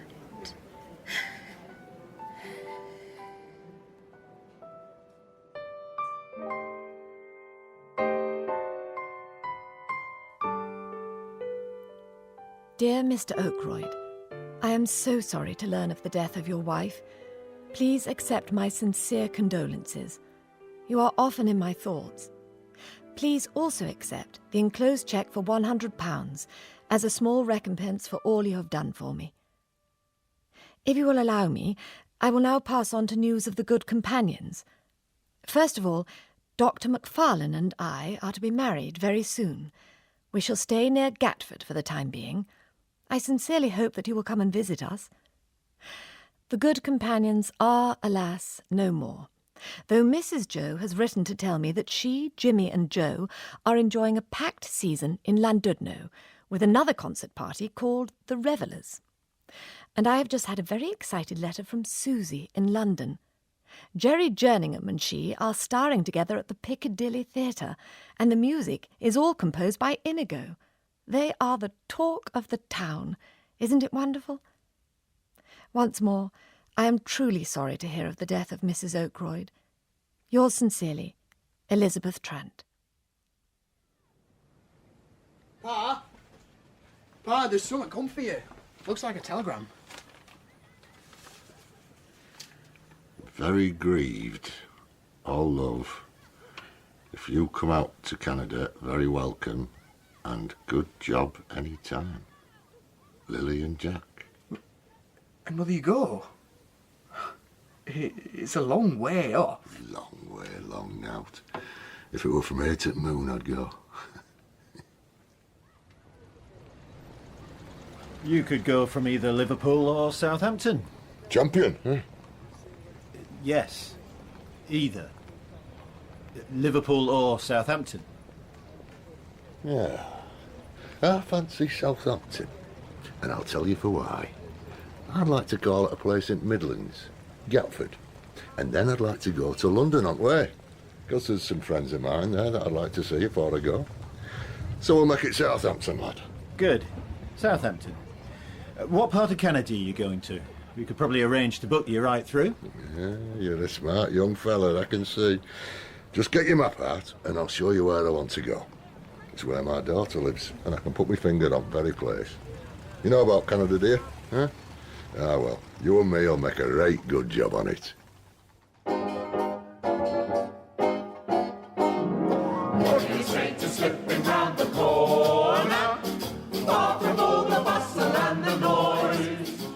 In The Good Companions by Mr. J.B. Priestley and dramatised by Mr. John Retallick, Jess Oakroyd was played by Mr. Ralph Ineson, Elizabeth Trant by Miss Fenella Wargar, and Jimmy Nunn by Mr. Roy Hudd. Susie Dean was played by Miss Isabella Inchbald, Inigo Jolliphant by Mr. Oliver Gomm, Mrs. Joe by Miss Ellie Darvill, Mr. Joe by Mr. Philip Bretherton, Jerry Jerningham by Mr. Adam Fitzgerald, and Morton Mitchum by Mr. Taylor Kovacevic Ebong. Mr. Ridvers was played by Mr. Gerard McDermott, Leonard by Mr. Gary Duncan, Monty Mortimer by Mr. Clive Hayward, the Inspector by Mr. David Reeks, the Agent by Mr. Rupert Holiday Evans, and the Box Office Lady by Miss Catherine Weir. The music was by Mr. Neil Brand, and the musicians were Mr. Michael Hammond and Mr. Alex Hammond. The director was Mr. David Hunter. Her baby went to grow, I can show how much I care when I simply round the corner with you. But first, at 11:30, time for some fun.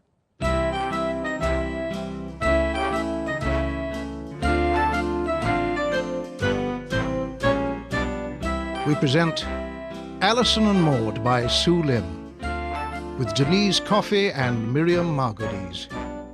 Episode 5, Free Range Angels. Right you are, miss. That's all done then. Oh, good. I've replaced them old circuits down in your father's flat, and he's got his dimmer switches on his hall lights, look, so he can keep 'em on all night in case he wants to go to the toilet in the wee small hours. As it were. There's your tea, Mr. Mullet. Oh. A custard cream or a hobnob? Odd choice, you got me there.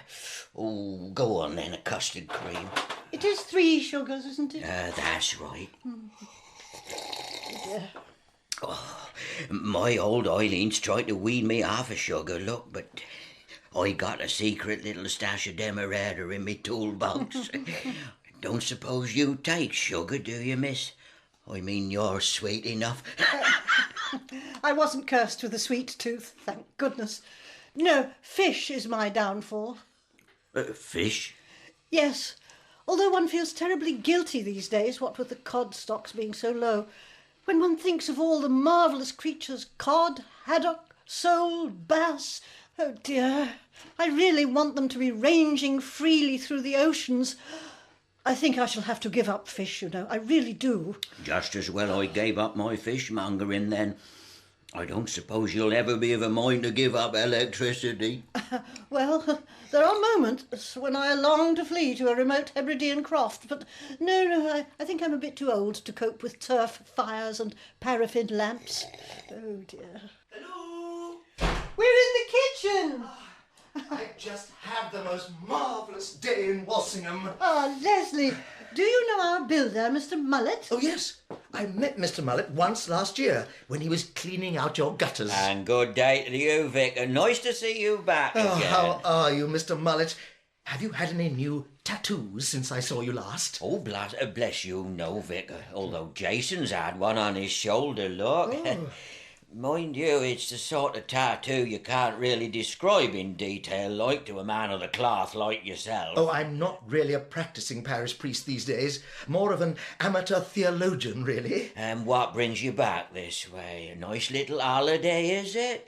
Oh, would you be interested in hiring a little boat and pottering about on the Broads? Oh, thank you, but no, Mr. Mullet. I've never felt the call of the Broads. I'm here doing a little research into angels. Angels? Yes. A lot of Norfolk churches have these wonderful angels, carved angels, in the roof, you know. Ah, now you come to mention it, I think I have seen something of the sort. Tomorrow, I'm going to Barton Turf St. Michael and All Angels. Oh. It's absolutely fascinating. They've got a superb 15th century screen, you know. It shows St. Apollonia brandishing a dentist pincers, incidentally. Louche little touch, that, isn't it? And St. Zita, a pious servant girl of 15th century Italy. But the most wonderful thing about the screen is a most unusual set of figures representing the 9 orders of angels, as classified in the year 500 by the ascetic desert St. Dionysius, the Areopagite. Very interesting, sir. But I'm afraid I must be going. Eileen asked me to call in on my way home and get us a nice chicken for the weekend, look. Oh, really? I do hope it's free range. And don't forget, miss, if you have any trouble with them dimmer switches, don't hesitate to give me a call. Thank you. Goodbye. Bye. Cheerio. Oh, dear. I'm afraid I may have driven him away. I've got a feeling I'm astride my hobby horse again. That's perfectly all right, Leslie. In fact, you've done me a favour. Mr. Mullet always seems to find it very hard to leave. A bit like Beethoven trying to end a symphony. You know, dum, dum, da dum. Dum. Dum, dum, da dum. dum, diddy dum. Dum, da dum, da da da dum, da da da dum, da da dum, da da dum. I must say, it's delightful to see you again, Leslie. Delightful to be here, Alison. I was just wondering, is there any chance of a light supper tonight? Oh dear, I'm not sure. I'm afraid it's a bit tricky. Oh, no, please, forget I ever mentioned it. If it's not convenient, don't worry. No, it's just that we do need a few hours' notice even for light suppers, and since we have no other bookings and Maud's been out all day, well... Oh, no, please, it's fine. I'm not really hungry anyway. I had an enormous lunch at Walsingham. If you'd like a sandwich or something... No, I wouldn't dream of putting you to any trouble. I never travel without a packet of cream crackers and a small pack of cheese. Cathedral City, of course. I'll just lurk in my room and have a little nibble. Like a mouse? Yes, a house-trained one, obviously. I promise I won't leave any droppings in the sugar bowl. I think I'll just have a little zest first. I'm absolutely shattered. Sweet dreams! You're shattered. Oh. Alison, we had a fabulous day. Oh, so Bernard's a good teacher, is he, when it comes to golf? No, not at all. Yes, you are, Bernard. You could teach an elephant to water ski. No. The truth is, Maud has a wonderful natural swing. I suppose it's all those years in Africa, attacking the razor grass with my cutlass. Maud was always the star of the hockey team, I remember. Yes. I could never cope with hockey myself. Such a rough game, all that swearing. I preferred netball. Although I could occasionally be coerced into ping-pong. Were you sporty as a boy, Bernard? No, I confess. The nearest I got to vigorous exercise was to play chess by post with my cousin Edwin in Lowestoft. Anyway, what's for supper? Have you got anything planned? No, as we've got nobody staying apart from Leslie, I thought we could just unwind over a boiled egg or something. Or there's a new Thai restaurant open. It's just the other side of the bypass. And I called in and got their takeaway menu. Here we are. I'm not sure I've ever sampled Thai food. I've heard it's awfully hot. Do you fancy a Thai meal, Bernard? Well, perhaps the time has come for me to throw my cap over the windmill vis-à-vis the Orient. As long as you've got your milk of magnesia in your glove compartment. Oh, yes. I'm afraid heartburn remedies are a way of life with me these days. Although I have progressed to Gaviscon, it has more of a kick than milk of magnesia. And will your mother be all right on her own? Or is Tracy sitting with her this evening? Oh, no. Mother's gone to spend a few days with an old crony in Weasenham All Saints. Weasenham rings a bell. Where is it exactly? Well, you go out of Norwich on the A47 and turn right in East Dereham, and then I usually cut across in Honingtoft. The Weasenhams are just the other side of the A1065, the Swaffham-Fakenham road, you know. How odd. I must be thinking of some different Weasenhams. Or am I thinking of a golfer? No, that would be Woosnam. Well, I bet Daddy would like a Thai meal too. I'll nip down and take his order. Oh, and Leslie could join us. I've just had to disappoint him over a light supper and I felt an absolute heel. Oh, I'll take his order too then. You just sit here and chill out with Bernard. Oh. Would you like a glass of wine, Bernard? Oh, no, thank you, Alison. I'll be driving. Oh, perhaps some jasmine tea then? That might be appropriate as we have an oriental meal looming. Not just at the moment, thank you, Alison. Jasmine tea used to be all the rage when I was a girl.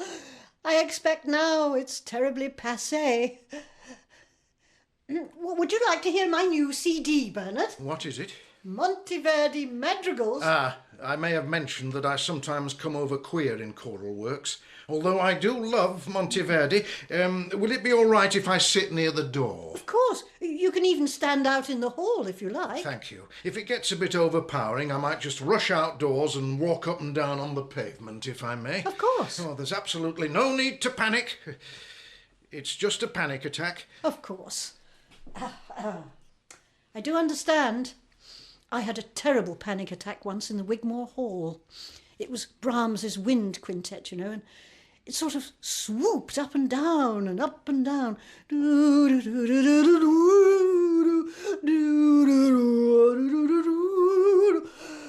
you know, after a few minutes, I started to feel sort of seasick. So, Daddy, what do you fancy? Meat or fish? Meat. What about pad prick, then? Look, What? pad prick. Curiously. I don't like the sound of that. What the devil is it? Stir-fried meat with vegetables and chilli. Trouble with these Eastern chaps, they tend to overdo the chili. What about stir-fried meat with garlic and pepper? They often overdo the garlic, too. Well, what about fried rice with beef, then? That sounds simple enough. Beef with rice, perfect. OK. 1 cow pad. Cow pad? That's what it's called in Thai. Just as well you didn't mention that first. Funny things, names. They can easily put you off. Oh, yes.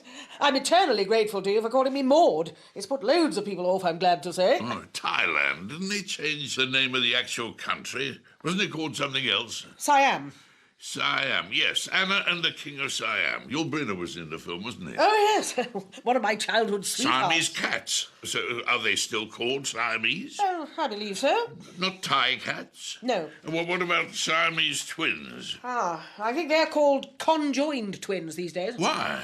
I think it's more, well, you know, politically correct for some reason. And think of Constantinople. What about it? First it was Byzantium, then it was Constantinople, now it's... what do you call it? It starts with an I. Ipswich? Yeah, you're pulling my leg now, damn it. It's Istanbul. Why can't they leave the blasted names alone? They better not meddle with Norwich, or be held to pay. Don't worry, Daddy. I think Norwich is safe for the time being. Although I couldn't be quite so confident about Blair Athol.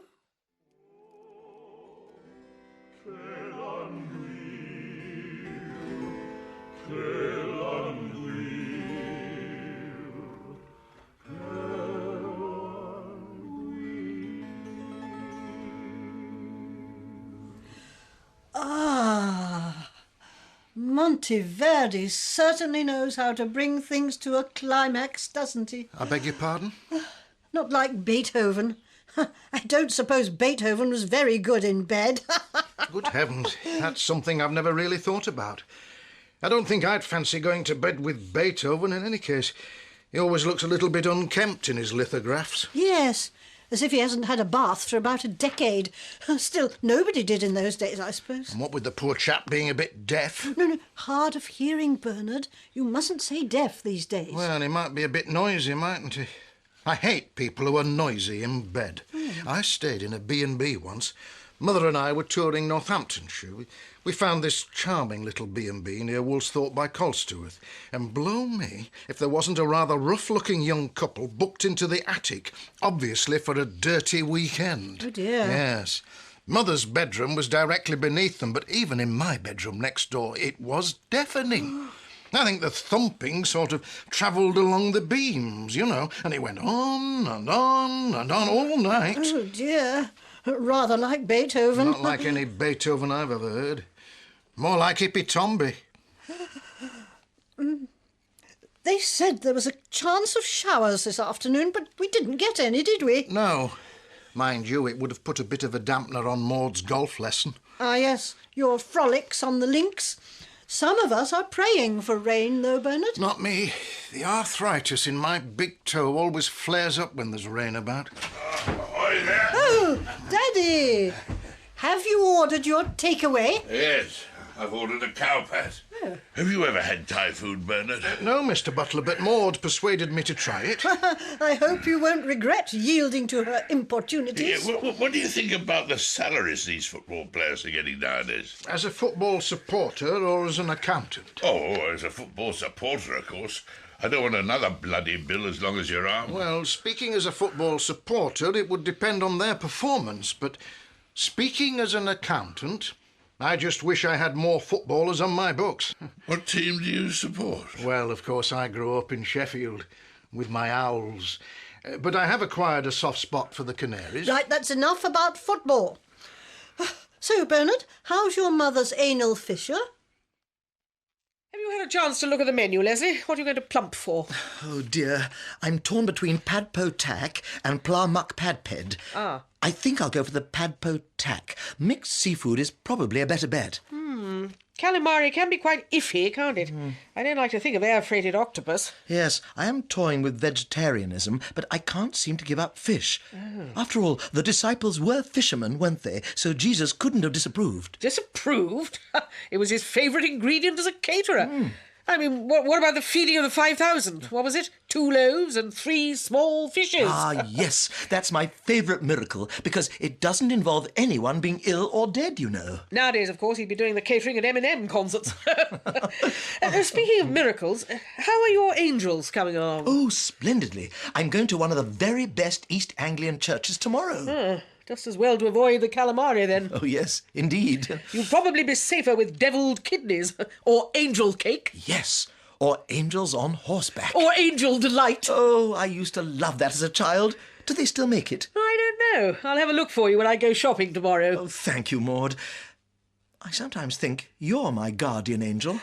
Well, if you do have a guardian angel, Leslie, I hope he or she is a lot more competent than I am. Oh, no, Maud. You could hardly be more competent in my eyes. Leslie, tell me something. I've always wondered, do angels have a sex? I beg your pardon? Not have sex, obviously, but are they sexed, as in male and female? Oh, no. They are simply beings. Seraphim, cherubim, thrones, dominions, virtues, powers, principalities, and, of course, angels and archangels. Sex just doesn't come into it. Ah, good. Yes, it's such a relief, isn't it? Well, I must nip off and get the grub. I think that's why I'm so drawn to them.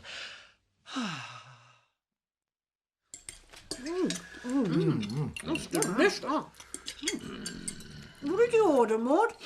I went for the calamari after all. Pla Muck Padped. I'm delighted to say my muck is mouth-watering. How's your pla-rad prick, Bernard? It's a bit hot, but not quite as bizarre as I had feared. You know where you are with the whole fish.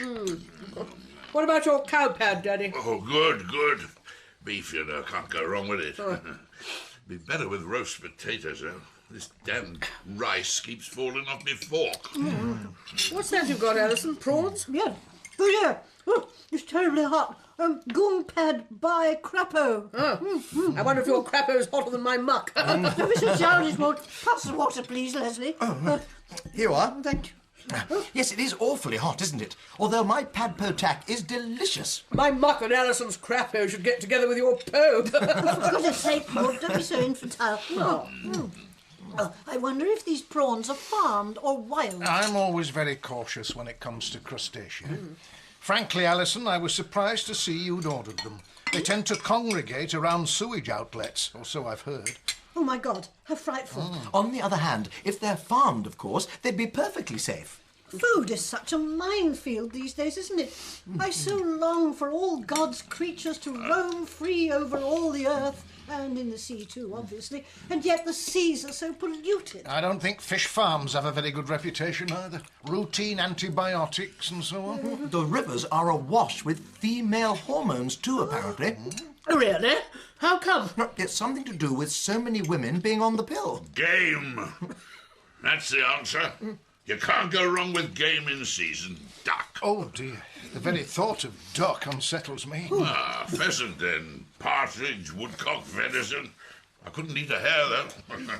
Marvellous creatures. Mysterious. Mad. What was that about female hormones in the river, Leslie? Yes, because so many women are on the pill, apparently the water table has become contaminated with estrogen. Oh. All the fish are changing sex. What? Yes, the males are developing female characteristics. It's affecting men, too. You mean men are turning into women? Well, not the whole hog, obviously, but... It's all coming back to me now. Yeah. Well, there was a piece about it in the Telegraph a few months ago.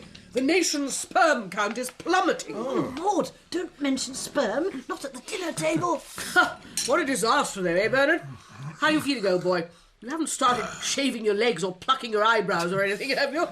How's your sperm count? I haven't looked recently, to be honest, Maud. Anyway, it's all rather academic in my case. Young men nowadays are all pansies anyway. Can't tell whether they're girls half the time, especially the footballers. Damned earrings and ponytails dangling about all over the place. I'd court-martial the whole lot of them.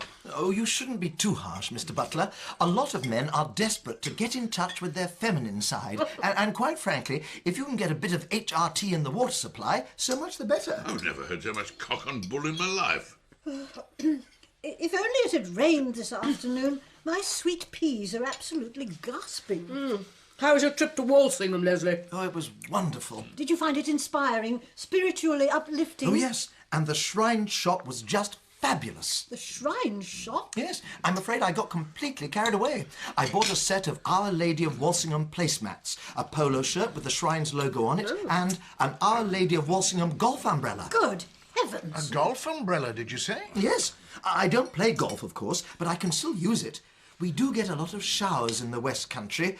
I'm afraid I just let rip, and the reproduction shrines were marvellous. Reproduction shrines? Oh, yes. I was horribly tempted by the painted fiberglass shrine of Our Lady and the Infant Jesus. But I'm afraid it was £495. Oh, heavens, what's the world coming to? Alison can't stand synthetic materials. Well, there were some wooden hand-carved ones from Russia, but they were even more expensive. Over £800. Daylight robbery. I wonder if they're registered for VAT. I'm afraid I find the whole idea of a shrine shop rather repellent. Don't you feel that it brings an unwelcome whiff of commerce to what ought to be a purely sacred pilgrimage, Leslie? Oh, dear, I hope not. I don't think there's a great deal of harm in it. After all, it's all in a good cause. Every establishment needs to take account of its financial responsibilities and obligations, Alison. I'm afraid your attitude is a little bit airy-fairy. But I had intended just to confine myself to an Our Lady of Walsingham fridge magnet. But I got carried away. Did they sell any grub? Oh, yes. They had some lovely chocolate. Well, I'm sorry, but I find the idea quite distasteful.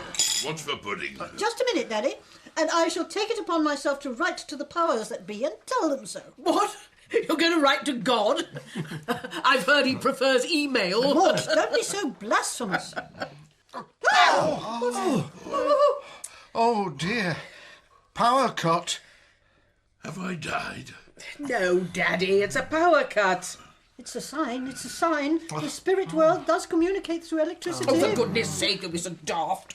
God's got better things to do than punish us with power cuts. I'll go and have a look at the junction box.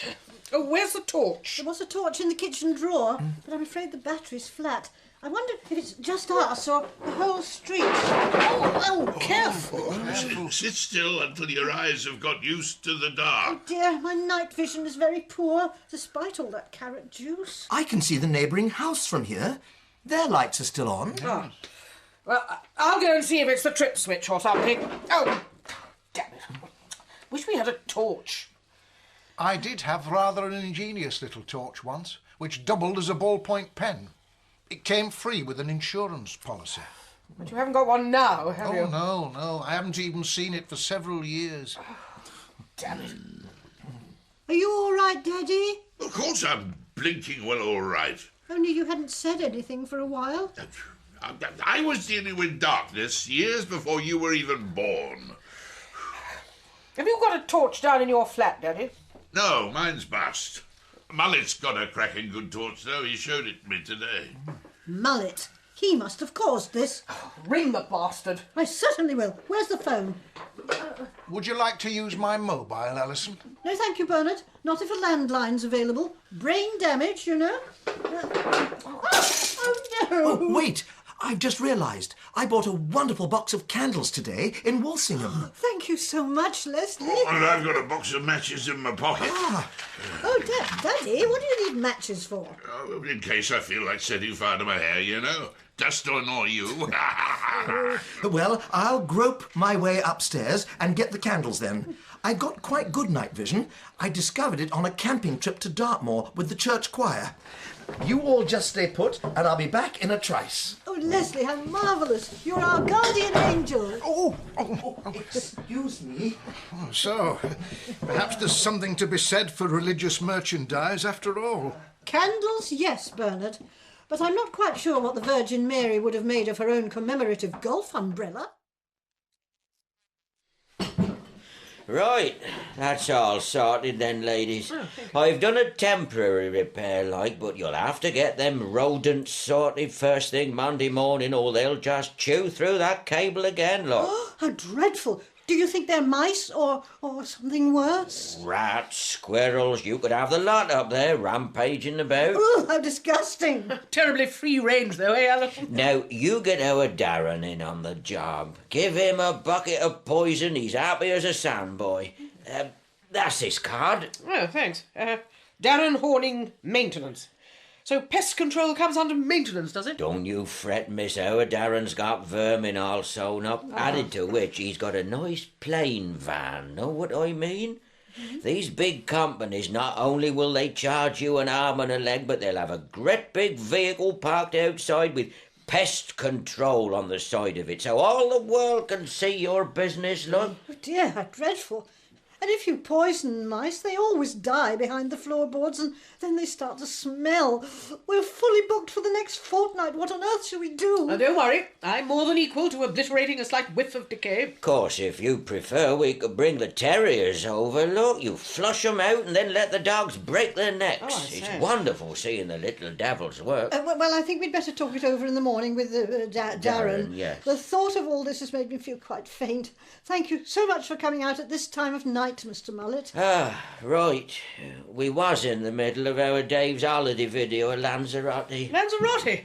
Super. Yes, I'll bid you good night then, ladies. I'll let myself out. Maud, do you think it really is rodent damage? What, you mean Mullet's covering up his own mistakes? Maybe he is a con man as well as a cowboy. Oh, what the hell. What on earth are we going to do, Maud? A guest house with an infestation. Change the name? Abbeyfield Pest House? Maud! Whoever's that? My money's on Mullet. Sorry, ladies, I just left my torch on your hall table. Oh, just a second. Oh, yes. Here it is. Wow. Now that's what I call a torch. Oh, yes, miss. It's got a lovely rubber shaft, look, as used by the New York Police Department. Really? How very state-of-the-art. Thank you again for turning out for us in the middle of the night, Mr. Mullet. Not at all, miss. Two ladies on your own like you. You need somebody keeping an eye on you. Tell you the truth, I sometimes think of myself as your, guardian angel. Heaven forbid. Good night. Cheerio.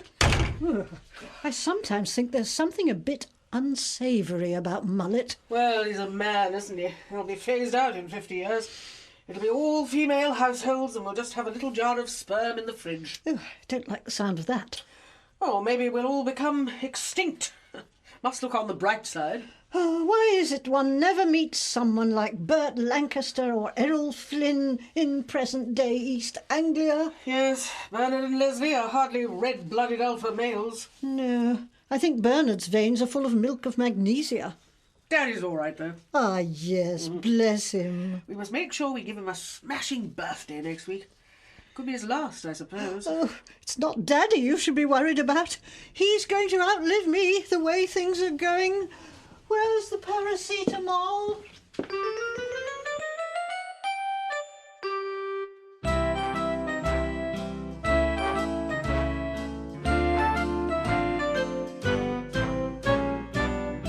Alison and Maud was written by Sue Lim. The cast was Denise Coffey as Alison, Miriam Margolyes as Maud, Josh Ackland as Father, Chris Emmett as Mullet, Nicholas Grace as Leslie, and Geoffrey Whitehead as Bernard. The producer was Jonathan James Moore.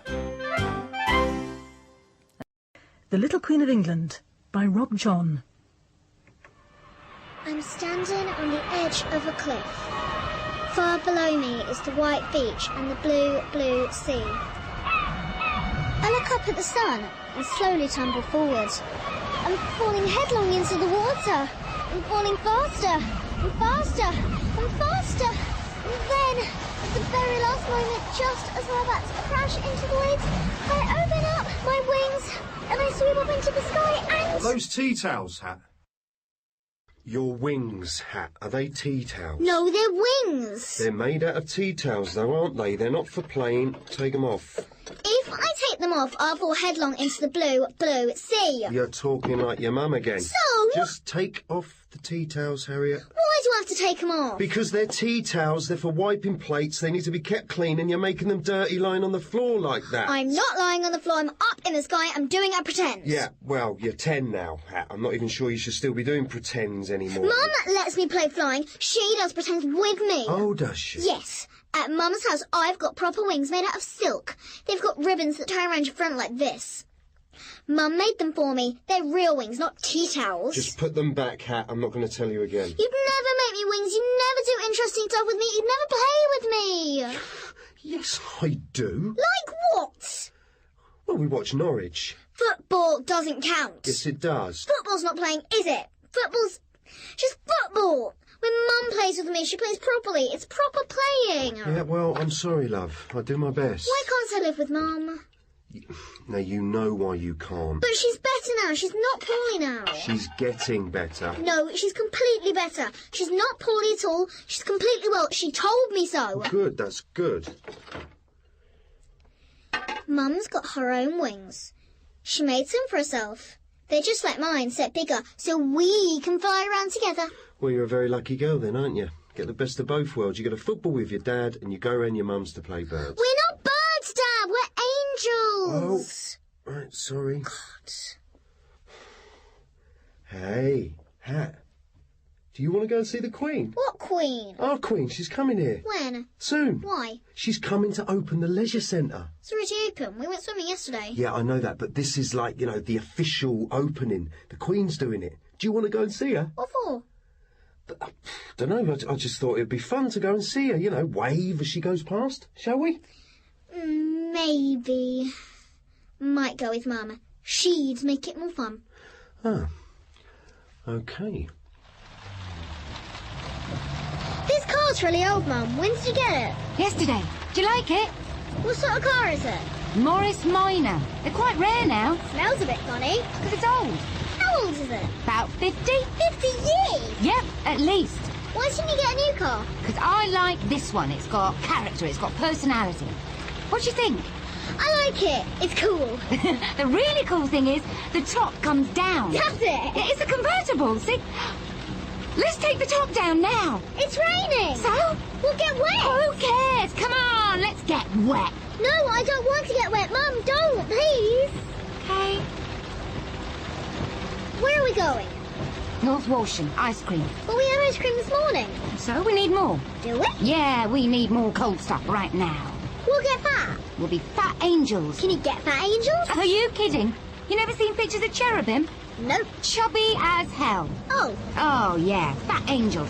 We'll have to live in a special house with specially widened doors, and we'll have to have huge wings to support our massive bulk. And when we fly through the air, our wings will make great creaking sounds, like this. Mum, you're going too fast. She's quite nippy, isn't she? Mum, it's too fast. You're speeding. You're going under the picnic. Oh, no, I won't. Don't fuss. Mum, please. Slow down, please. I'm sorry. It's all right. Look, I'm doing 25. Look, 20, 18, practically going backwards. All right? Better? Yeah. So, where were we? Ice cream. You betcha. I don't want to get fat, though. Not that fat. Oh, don't worry. All this flying about will keep us thin. Good. Mum? Yes, love? This time, when we go in the supermarket... What? Can we take our wings off?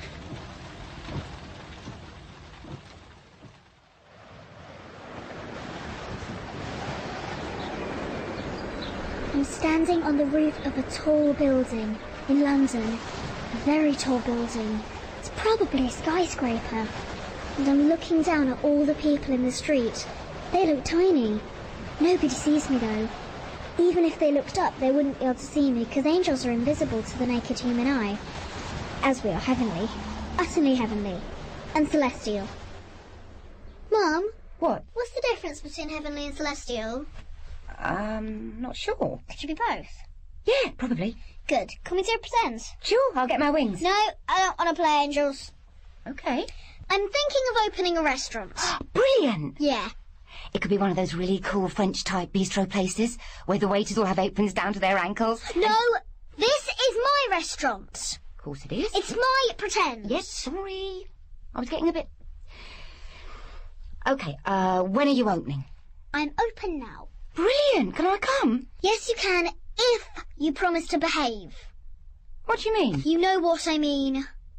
Okay, I promise. All right, then. Good evening, madam. Table for one. Please, if you can squeeze me in. Have you made a reservation? No, I'm afraid I haven't. I was just passing and it looks so nice, I thought I'd pop in. One moment. I'll see if I can fit you in. Table for one. Let me see. Yes, we can fit you in, actually. Marco, show this lady to table number 7. Who's Marco, huh? He's new. He only started yesterday. He's Italian. Oh, he looks nice. Very nice, actually. Grazie, Marco. Mum, stop it. No flirting. It's disgusting. Sorry. Marco, go and work in the kitchen and don't come back. Poor Marco. Yes, poor Marco. Anyway, tonight's specials include pan-seared sea bass with pesto and olive mash, a rocket salad and a sort of garlicky mayonnaise thingy. Not actually mayonnaise, but I can't remember the name. Aioli. Yes, that's it, aioli. Blimey, that sounds wonderful. That's what I'm having. Good choice. How long have you been open? 3 weeks. We're already booked up till next Christmas. Really? Yes. I was lucky to get a table, wasn't I? Very lucky. We had a thingy where someone phones up and says, sorry, they can't come. A cancellation. Yes, a cancellation. Lucky old me. Yes. And here comes Marco with the wine list. No, he doesn't. Marco, I told you to stay in the kitchen. Grazie, Marco. No, Mum, don't. Now, what do you recommend, Marco? Right, that's it. We're closing. I haven't eaten. Too late. We've closed down. Oh, come on, Hat. The game's over. You spoiled it. I'm sorry. I was just trying to get into it. Just trying to make it a bit more real. It shouldn't be real. That's the whole point of a pretend. I'm sorry. Shall we start again? No. We could start again, and this time Marco's not here. It's his night off. No.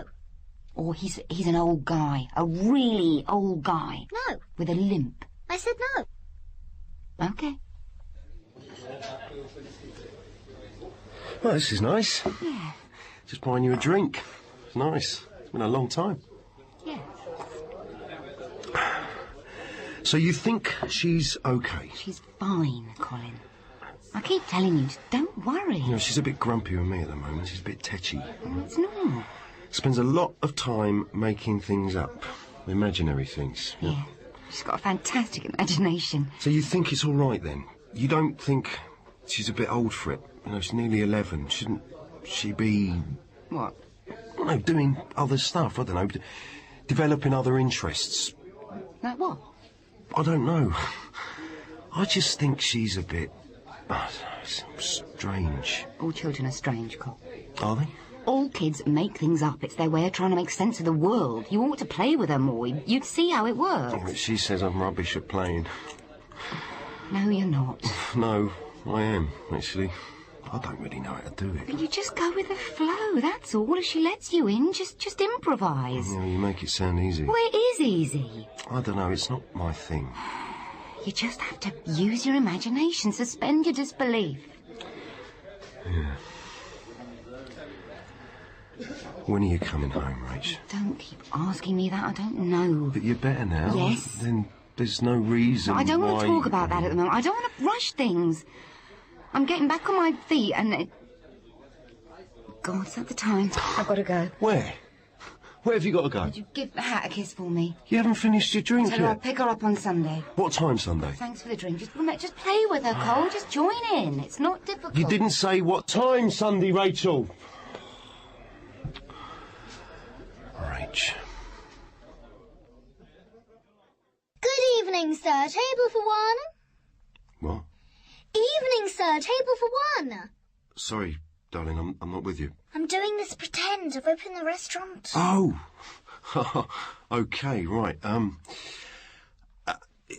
It's a very nice restaurant. I've only been open for 3 weeks, Oh, but it's going really well. We're fully booked. great. Till next Christmas. Wow. Oh, must be a lot of hard work. I have 14 staff to help me. Phew. It used to be 15, but there was a waiter called Marco and I had to sack him. Oh, why was that? There was an incident. I don't want to discuss it. Right. Table for one? Well, not really, Hat. I just had tea. Dad, you don't really have to eat anything. It's a pretend. Sorry. Yes, table for one, please. Don't read your paper. Play properly. Sorry. Right. Here goes. Table for one, please. Have you made a reservation, sir? I don't know, have I? What's the name, sir? What, my real name? Yes. Porter. Colin Porter. Let me see. Porter. No, sir, you do not seem to have made a reservation. Oh, can you squeeze me in? Sorry, sir, that's out of the question. Oh, right. I'll just say goodbye then. Shall I? No, you do not just say goodbye. Well, what do I do then? I don't know, kick up a fuss. You never know, we might have a last-minute cancellation. Have you? I don't know yet, do I? Okay. Please find me a table. I'm really, really hungry. You're rubbish. But that's not very nice, Hat. I'm You trying. just can't do it, can you? You're just rubbish at pretending. I'm sorry. Look, okay. Let's try again. There's no point. Look, I'll start again. Table for one, please. I haven't booked, but I was hoping... We're closed. Closed? How come? We had to close early because the head chef died. Oh. Yes. He was rising to work on his motorcycle and he got hit by a big lorry and got killed. Oh. Instantly. The worst bit was he was my husband. Oh, God, I am sorry. Oh, what do I do now, Hat? You bugger off and find somewhere else to eat. Right. Well, I don't think I'll bother, actually. I had tea earlier. You're rubbish. Don't you want to go on the swings, Hat? No, not a baby. Oh, I'll go on the swings then. No, don't. Oh, I love swings, me. Mum, don't, please. It's embarrassing. Okay, what do you want to do then? I want to talk about France. Okay. We're really going to France. Of course we are. In the Morris Minor. You betcha. And we're going to put the top down and cruise down the Rhone Valley all the way to the blue, blue sea with our hair blowing in the Mistral. What's the Mistral? It's a warm wind that blows down the centre of France, and it smells of herbs and wine and summer holidays. Yeah, and we'll stay in the finest hotels and have room service. Naturellement. And they'll send up truffles and champagne and big fat old tartar pomme. What truffles? Mushrooms. Sort of special mushrooms that grow underground, and they're the most delicious thing, but rare, very rare and very expensive. I might not like them. You'll love them, I promise you. Perhaps I'll just have an omelette. Not on this trip, you won't. No omelettes on this trip. We're having truffles and trout with almonds and lobster and croissant the size of pillows. We'll get fat. No, see, that's where you're wrong, madam. We won't get fat, because we'll be swimming in the blue, blue sea every day. And we'll eat and swim and eat, and we won't put on an ounce. And we'll be lean and tanned and gorgeous to behold. Gorgeous to behold. You betcha. When are we going, Mum? Sooner the better. Let's go tomorrow. Tomorrow? Why not? I got school. Oh, stuff school. We can't. Melissa went to Florida in term time and Mrs. Wilmot sent her mum a cross letter. Oh, stuff, Mrs. Wilmot. We can't go tomorrow. We have to get ready. We are ready. I'm ready. Look at me. I could go now. No, you couldn't. You have to pack all your things. You have to wash all your T-shirts and pants and make lists. Oh, stop it, Hat. You have to book tickets and get the car serviced. I said stop it. Bloody stop it. What's wrong?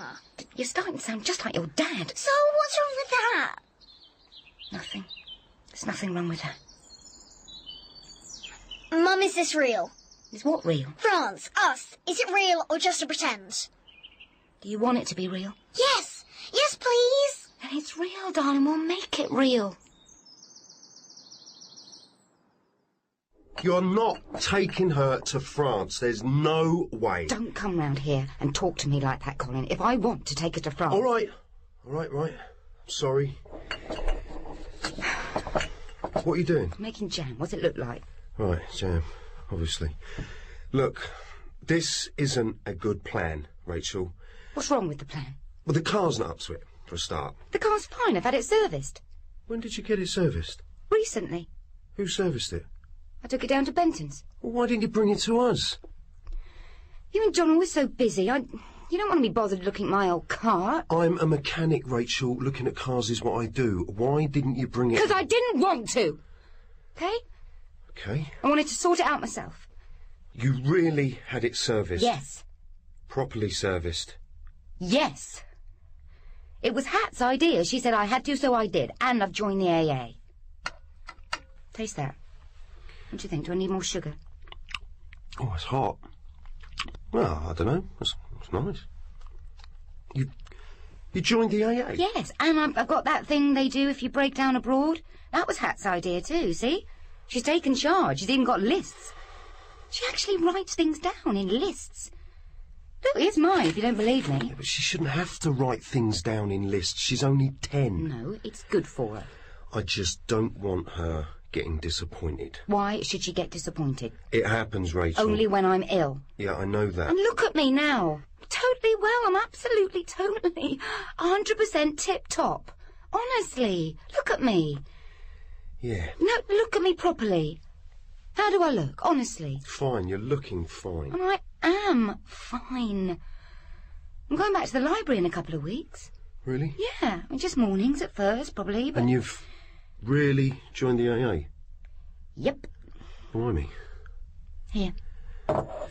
Take a prop jam home, for Hat. She don't eat jams, your Marmite girl. I know, but she'll be pleased I'm making it again. Making jam's a good sign. Don't you think? Yeah, of course it is. Thank you.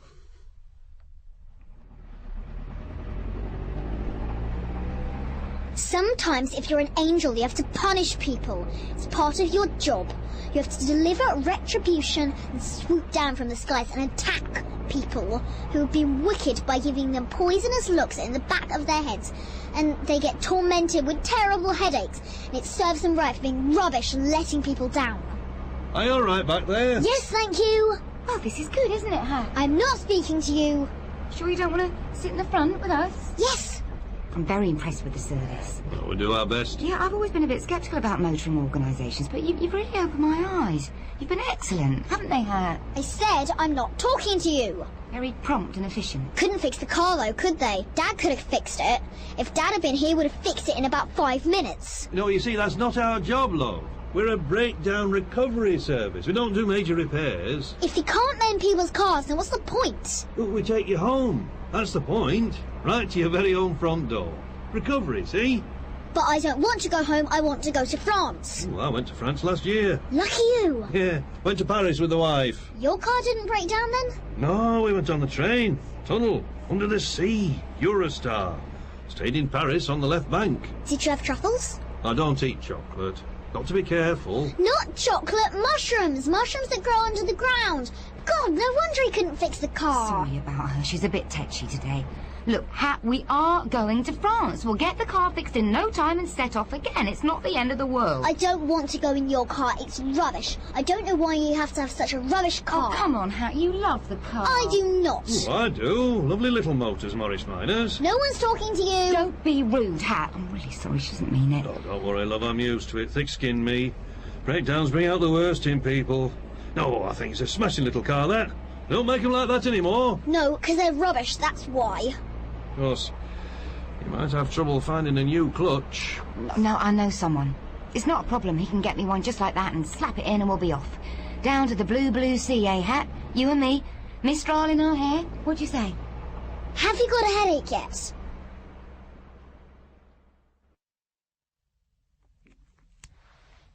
She's not a bad person, Hat. I can do my own shirts, Dad. That's okay, I like ironing. It's very calming. She just gets a bit carried away sometimes. She tells lies. They're not lies, love. She really believes what she's saying. She just doesn't always think things through properly. She says things are going to happen and then they don't. Yeah, I know. Then that's the same as lying. I'm not speaking to her. Oh, come on, Hat. You've got to put this behind you. No, I haven't. If she phones, tell her I'm not in. Okay. Tell her she's got to make an appointment if she wants to talk to me. Okay, boss. That'll show her. Now, let me get this straight, Rachel. You're saying you've got Harriet in to meet the Queen? Are they new curtains, Cole? Don't change the subject. She's going to meet the Queen? Yes. How come? Yeah, I know it sounds crazy, but she is. She's really going to meet the Queen. Oh, come on. No, listen to me, Colt. You know Jeff Hartley? Of course I know Jeff Hartley. Well, Jeff's quite important these days. He's chair of public something or other, amenities or something. Anyway, they wanted some kids for the reception, for when the Queen comes. They always have little kids when the Queen goes somewhere. Give her flowers and stuff. It's traditional. And apparently they wanted about half a dozen kids, preferably 10, 11-year-olds, and it was Jeff's job to find some. And he was just saying the other night how he had to find some kids to meet the Queen. You were with Jeff Hartley? When was this? A couple of nights ago. It's just a drink. And I said, what about her? She's 10. And he said, OK, you're on. And I said, really? And he said, why not? So it's fixed. It's definite. She's on the list. No, don't look at me like that, Colin. It's real. Don't mess her about anymore, Rach. She's still getting over the French trip. Yeah, that's why I want to do this. I know she was disappointed and I want to do something special for her. Something memorable. Yeah, well, just managing to turn up would be memorable. You don't have to bring along the bloody Queen. No, honestly, Hat, this is real. Your name's on the list. This is really going to happen. Like our trip to France. Let's not talk about France, Hat. We've got to move on. I have moved on. I've totally moved on. Good. Great. So are we okay now? You and me? Maybe. You're talking to me again? Partially. I'm really sorry, darling. It was the car. Stupid car. Yeah, stupid car. This Queen thing. Yeah? Is it real? Real? You betcha it's real. Honestly, Hat, your name's on the list. It's official. Honestly, Hattie, listen to me, darling. 2 weeks tomorrow, you are going to meet the Queen of England. She's not just the Queen of England, Mum. She's the Queen of Scotland and Wales and Northern Ireland and loads of other places like the Commonwealth. Yeah, I know that, Hat. But what do you say? Supposing I don't want to meet the Queen of England? Then you won't have to. Or they'll find somebody else. Some other little girl, I expect. Don't you want to meet her? Might do. What would I be wearing? Oh, God, something amazing. Something wonderful. Something new? Absolutely, something really special. Oh, we'd have to go shopping. Or better still, I could make you something. Shopping would be better. Good. Fine. Either way, the important thing is that you look fabulous. Yeah. So you'll do it? Might do. I'll give it some thought. I'll let you know. Yeah, right. Fine. Brilliant. I'm going to sleep now. Okay. Me too. I'll see you tomorrow. Yeah. Night, Hat. Night. Good morning, Your Majesty. My name is Harriet Kate Nancy Porter, and I am 10 years old, and I am wearing a dress of the finest silks from India and the Orient. My feather boa is decorated with 153 diamonds and other stones which are precious and real. My favourite colour is yellow because I support Norwich City Football Club, and I go to every home game with my dad because we are season ticket holders. Mum, what team does the Queen support? West Ham. Really? Yeah. Strictly speaking, she's not supposed to support a specific team because she's meant to be neutral, but she's always been West Ham. Really? Never misses a game, home or away. Unless she's abroad on a royal visit or something. Cool. Of course, she has to go in disguise. If she was recognised, there'd be a terrible scandal. Is this true? Oh, yeah. She wears sunglasses and a bobble hat pulled over her ears and nobody knows it's her. She's been going for years. You're making this up, aren't you? Yeah. But does the Queen really like football? Because I'm worried I won't know what to say. But if we could talk about football... You don't have to worry about what to say. She'll ask you questions. What questions? Well, I don't know. The Queen always asks people questions. What if they're hard questions and I get them wrong? You won't. She'll say, "Hello, what lovely flowers. Thank you so much. And how old are you?" I'm 10, Your Majesty. I'll be 11 on September 30th. See? Excellent. No problem. Do some more questions. Okay. And what is your name? Sit up properly when you're being the Queen. I am sitting up properly. You're not, Mum. You're slouching. Oh, sorry. And put on my hat and gloves. God, you're bossy. Put them on, Mum. Okay. How do I look? Good. Where'd you get them? Charity shop. Does she always wear hat and gloves like that? Yep. It's traditional. Is it? Oh, yeah, the hat's always huge, like this, and pink, or pale blue. And the gloves always match. I thought I'd go for pink. What do you think? You look a bit strange. I know, this is it. But this is what you have to wear. She's got to dress like this at all times. Apart from at football, obviously. Stop it. All right, sorry. Right, OK, here we go. And what is your name? Harriet Kate Nancy Porter, but my mum and dad call me Hat. And have you used this wonderful new leisure centre, Harriet Kate Nancy Porter? Yes, I have. I have been swimming with my dad 4 times. The pool looks wonderful. Are you going in, Your Majesty? I certainly am. Would she bring a cossie? Oh, yeah. She'd probably have it on under her frock. See? Zip.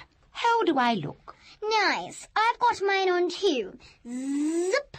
Is it cold in the water? No, it's lovely and warm. So in we go. Sploosh. Oh, yes, that's lovely. You've still got your hat and gloves on. It's okay, they're waterproof. I'm diving in, I am. Splash. She always does whips when she goes swimming. Does she? Okay. Splash, splash, splash. You're a very good swimmer, Your Majesty. Yes, I am. Shall we go on the slide? I'd love to, Harriet, but people are waiting. I think I have to go and open things. That's the most fun I've had for ages. Thank you. She might just smile and wave. Will I really speak to her? Probably. But will I? I don't know, maybe, probably. I hate probably. Probably's rubbish. I want to know for definite. You can't always know things for definite. Well, I like it better when you can. Well, what about football? There's nothing definite about football. Yes, there is. Oh, come on, Hat. You never know how football's going to turn out. Yes, I do. It's always the same. How can it always be the same? It just is. Well, it can't be. Well, it is. We always set off at 1, and we always park in the same place, and Dad always buys his programme from the same man, and we sit in the same seats, and there's always the same people, and at half-time we always have a Kit Kat and an apple A Kit Kat and an apple? Yes. He eats half the apple, and I eat half the Kit Kat, and then we swap. But then someone scores, or there's a penalty, or something happens you weren't expecting. If we score, we put our arms in the air and go, yes! And we stamp our feet. If they score, we look at each other and make our mouths go down in like the corners like this. Like sad clowns. But you never know the result, do you? You can't know that. The result's always unpredictable. It's always a maybe. If we win, we have pizza. If we lose, we have chips. If it's a draw, I get to decide. I always choose pizza. But we've had mostly chips this season. Always the same? Always the same. Isn't that just a bit boring? No, I like it to be the same. I like things to be the same.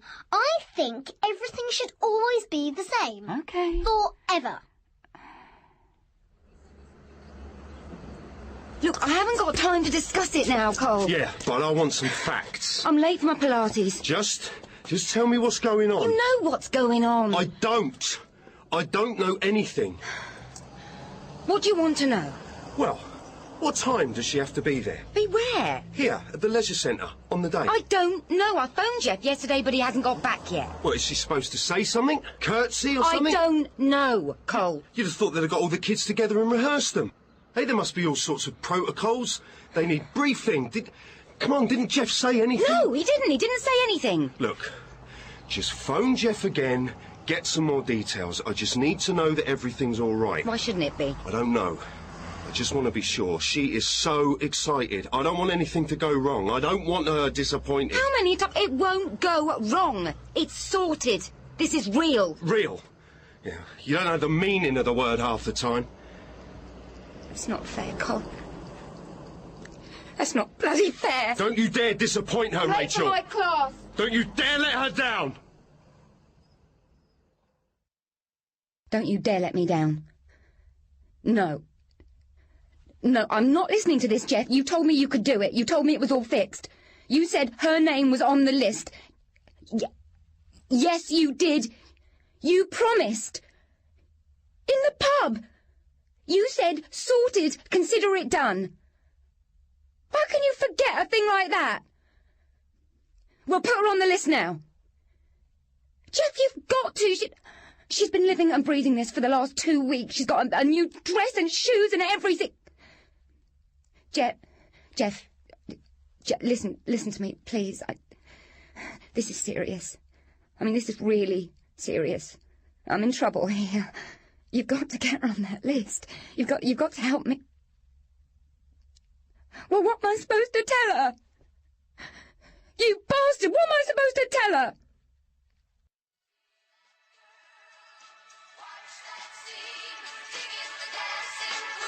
And I'm Pete Wynn, and that was ABBA. They're continuing our royal theme this sunny morning here on East Coast 108, broadcasting right across the Far East. That's Norfolk and Suffolk Coastal.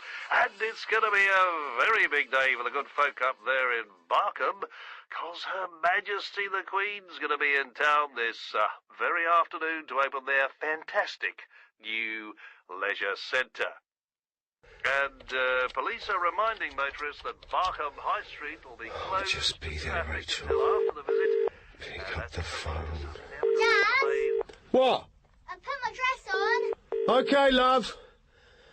Answer the phone, Rach, please. Has Mum phoned? Not yet. Hi, this is Rachel. Sorry I can't get to the phone right now, but leave me a message after the Sod tone. it. Bye. Look, what the hell's going on, Rach? We still haven't heard what time she's supposed to be there. Your mobile's turned off. You're obviously not at home. What the hell is going on? Are you coming to pick her up? Do you want me to take her down there? Come on, just get in touch as soon as you get this. I really, really need you to get in touch. Mum said she'd do my hair, so should I leave it till she gets here, or should I do it myself? I think it's probably better if you did it yourself, love. We might be a bit pushed for time, eh? Okay, I'm really getting excited, Dad. I've got all butterflies. Oh, Dad, I wish you could come too. Oh, so do I, love. But she couldn't get tickets for both of us, could she? So I just watch it on the telly. Eh? It's bound to be on Look East. Go on. Up you go. Make your hair look beautiful. Will she be here soon? Yeah, any minute. Go on, off you go. Okay. Right, okay. 429 278.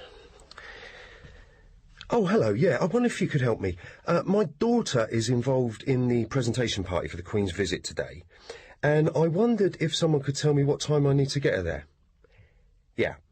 Yeah, I'll hold, yeah, thanks. Is that Mum on the phone? No, love it. Oh, hello, yeah. Yeah, my name's Colin Porter, and my daughter's due in the presentation party for the visit today. And, what time should she be there? Oh, I see they're already there. Oh, we're obviously a bit late. No, we weren't given a time. Yeah, Harriet Porter. Yeah, Porter. Well, oh, maybe she's down as Hat. Or Hattie. No, she must be. She's definitely on the list. Yeah, she was promised, definitely. Jeff Hartley arranged it, and there must be some sort of mistake. Yeah. Oh, I see. Yeah, I understand. Yeah.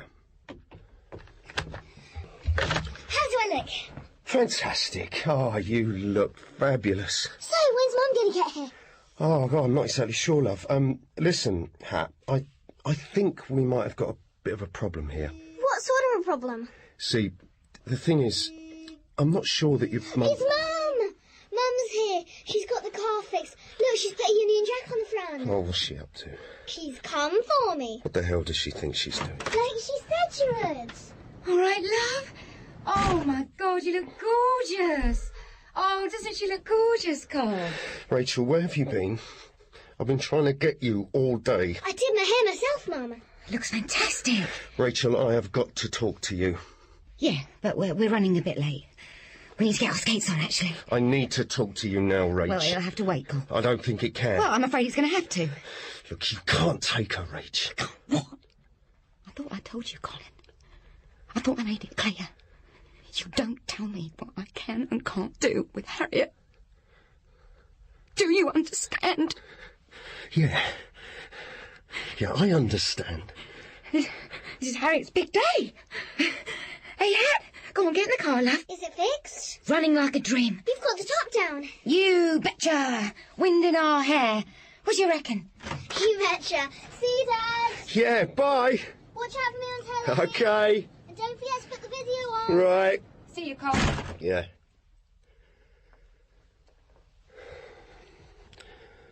Have a nice time.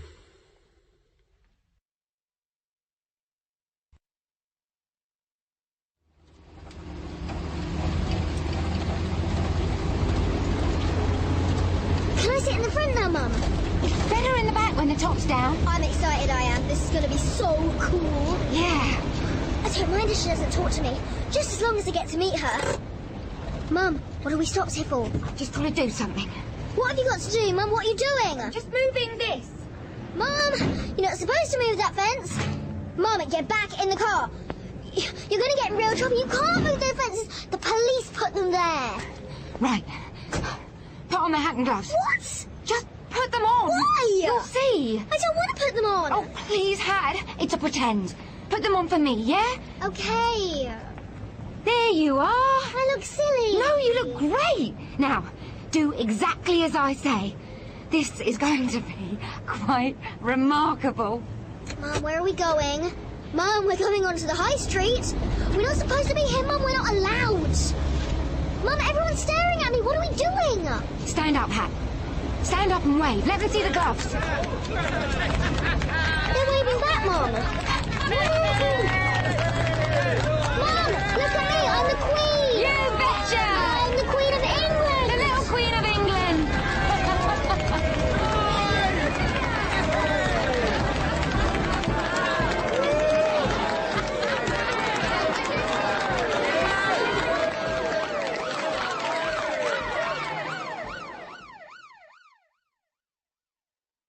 It was brilliant. It was so cool. The best pretend we've ever done. You got arrested. She drove really slowly and people saw me. They started laughing and it sort of spread down the street and the band played. This could have been really serious. Oh, come on, Cole. Look, it was a security breach on a royal visit, Rachel. It doesn't come more bloody serious than that. But everyone was laughing. Everyone joined in. It was the best. Look, it was totally irresponsible. Oh, come on. You've got to see the funny side of it. No, I'm not laughing, Rachel. One of the policemen was at the police station when they were charging Mum. He bought me a Coke and he was laughing his head off. So you got everyone was laughing their heads off. Oh, but that's okay then. As long as everyone was laughing, it's all fine. As long as you gave everyone a laugh, it's all bloody marvellous. You're jealous, aren't you? You're jealous because I did something with Hattie. Just me and her. We did something special. Something amazing. Together. Something she'll remember forever. Not some cosy apple-sharing football crap that goes on week after dreary week. And sometimes we have pizza and sometimes we have chips. And it's always the same. Always the same bloody routine. Well, this wasn't the same, Colin. This was different. This was really bloody different. And you don't like that, No, Colin. I don't like it. Because you're jealous. No, because she could have got hurt. Excuse me?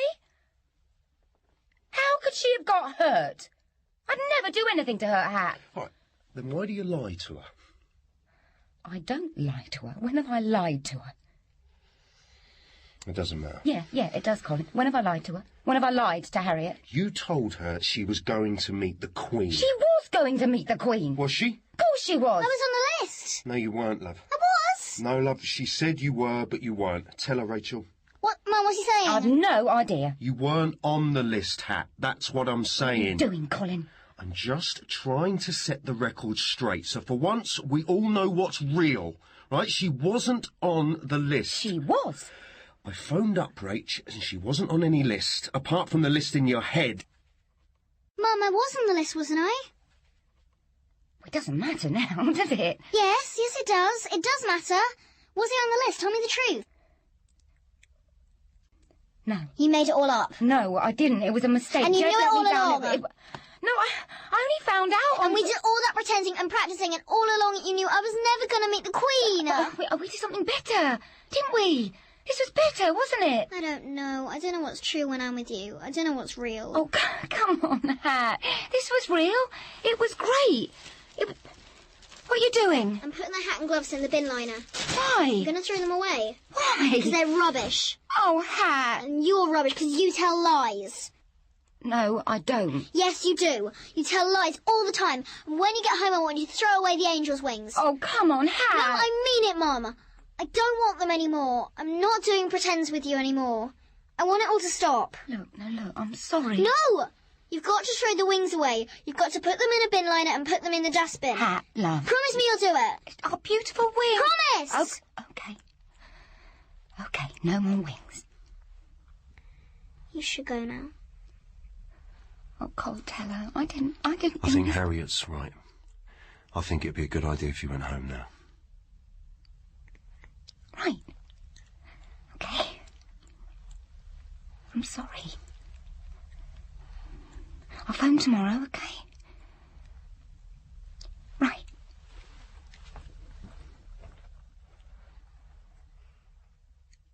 It's me. Oh, hi. I thought you weren't talking to me. I'm not. Okay. It's going to be a bit tough having a phone conversation then, isn't it? Yes. What time is it? 11:37 p.m. God, you should be asleep. I couldn't. Right. Well, I've had a bit of a quiet day today. After all yesterday's excitement. Just potted about. Done some reading. It's been very quiet, actually. What about you? Quiet too. Right. Look, about the Queen thing. I don't want to talk about the Queen thing. Oh, right. I've moved on. Oh, good. Oh, that's good. Well, that's excellent, actually. I was thinking about the wings. Right, I did exactly what you said. Put them in a bin liner, put them in the dustbin. Get 'em back. What? I think you should get 'em back. Why? They might come in handy. Someone else might want to play with them. Some other kid. Okay, love, whatever you say. I'll bring them in the morning. Do it now. I'm in my nightie hat. Please, bring them in now, please. All right, okay, hold on. I don't want to hold on. Take your mobile with you. Okay, here I go. Oh, God, I hope no one's looking. Mad old bat foraging about in dustbins in the middle of the night. Hurry up, Mum. In a nightie. Have you got 'em? Just hold on, love, I'm still on the steps. Hurry, please. I'm hurrying, okay. Okay, I'm in the garden. Going down the garden path. Right, I'm here. Where are you? I'm at the bins. Are they there? Wait, darling, wait. Right, here we go.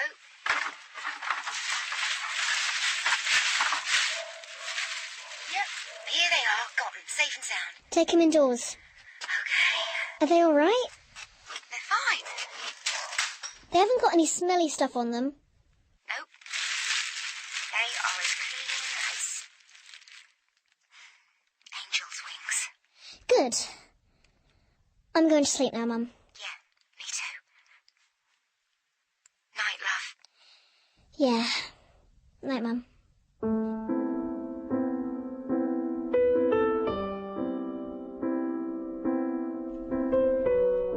In The Little Queen of England by Rob John, Harriet was played by Ilana Binish, Rachel by Victoria Hamilton, Colin by Lee Ross, and the AA Man and the DJ by John Glover. Dr. Finlay's Casebook.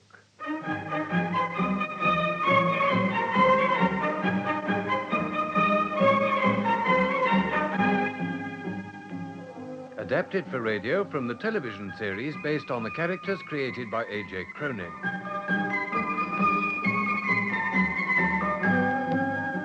With Andrew Cruikshank as Dr. Cameron, Barbara Mullen as Janet, and Bill Simpson as Dr. Finlay.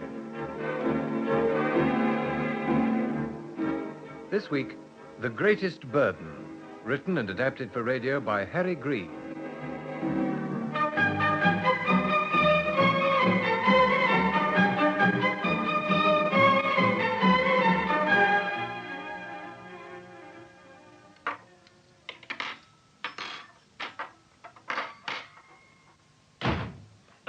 Is that you, Dr. Finlay? Aye. Is Dr. Cameron on the way with Mr. Geddes? All right, just give me a chance, will you? Only waiting. All right, this is Well Someone Can Sing. What is wrong, Dr. Finlay? There'll be no distinguished surgeon to dinner tonight, Janet. Oh, has he been called back to Glasgow? Mr. Geddes was never one to miss a dinner in this house. Murray died on the operating table. Oh, no. Poor Mrs. Murray. Oh, dear. But I had my doubts he'd get over the second operation. It's nasty, you know. Dying on the table. Nasty for the surgeon. Nasty for Dr. Cameron. I was only assisting, but how do you think I feel? It's still nastier for the widow. Naturally, I'm sorry for her, but I'm sorrier for Mr. Geddes at the moment. Even sorrier for Dr. Cameron. Dr. Cameron? Why Dr. Cameron? The second operation was the result of the first operation. Of what happened then. Dr. Cameron really carries the responsibility. But he was only doing his duty. And when did doing his duty save a doctor from the wrath of an aggrieved patient or his widow? And the wrath of God is nothing to the wrath of a widow on the warpath.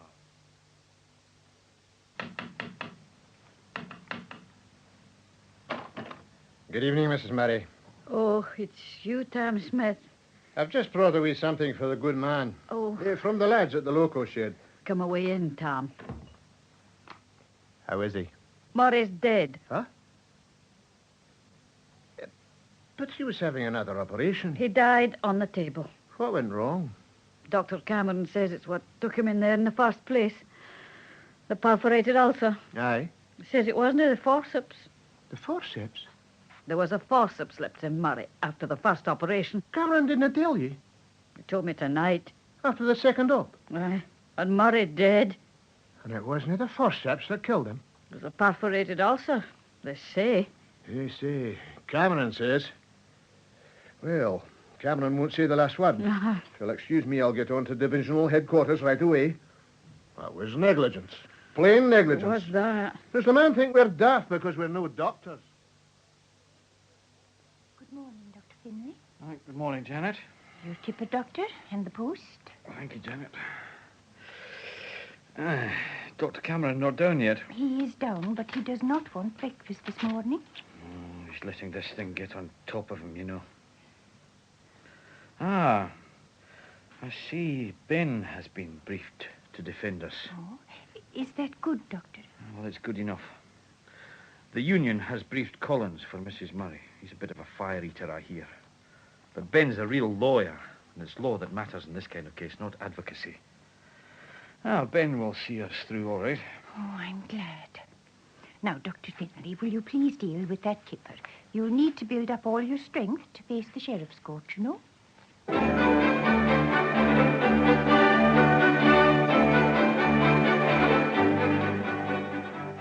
Repeat after me. I swear by Almighty God. I swear by Almighty God. And as I shall answer to God. And as I shall answer to God. On the great day of judgment. On the great day of judgment. I will tell the truth, the whole truth. That I'll tell the truth, the whole truth. And nothing but the truth. And nothing but the truth. Very well, Mr. Collins. My lord.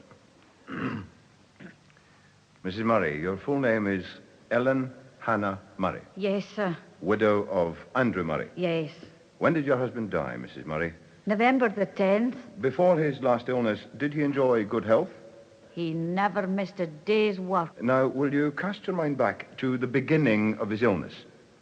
It was October the 25th, and he had a very bad pain. I got him up to bed, but he had another bad pain, and he collapsed. You called a doctor, I sent for Dr. Cameron. and what did Dr. Cameron tell you? He said it was a burst stomach ulcer, and he would have to go into hospital right away, and there'd have to be an operation. You consented to the operation? Yes, sir. Dr. Cameron said he would die if they didn't operate as soon as possible. When was the operation performed? The same day, that evening. Do you know who performed it, Mrs. Murray? It was Mr. Geddes from Glasgow with Dr. Finlay and Dr. Cameron. And was the operation successful? They said that he collapsed in the operating theatre before they'd finished. But Mr. Murray survived this collapse. Yes, sir, but then they said he must have another to finish the first. Who said, Mrs. Murray? Well, Dr. Cameron said. Did you know that your husband had been X-rayed? Yes, sir. Were you told why Mr. Murray was X-rayed? Well, I never thought of asking him, and I thought it was just one of the things they did in hospital. Quite so. Were you told what the X-ray revealed? No. Was the second operation successful? Well, they said everything was going well. But Mr. Murray died. Yes. Did you have a conversation with Dr. Cameron later? Yes, sir, that was when he told me. What did he tell you? They left a pair of forceps in my man at the first operation. This conversation was on November the 10th, the day that your husband died. Yes. And the first operation was on October the 25th. Yes. And you were told about the pair of forceps on November the 10th, Yes. after your husband's death. Yes. What did Dr. Cameron tell you? He said the forceps had nothing to do with my husband's death. To what did he attribute your husband's death? The burst ulcer. And that is what appears on the death certificate? Effects of perforated ulcer. Thank you, Mrs. Murray. Is that all, Mr. Collins? Yes, my lord. Mr. Bairn?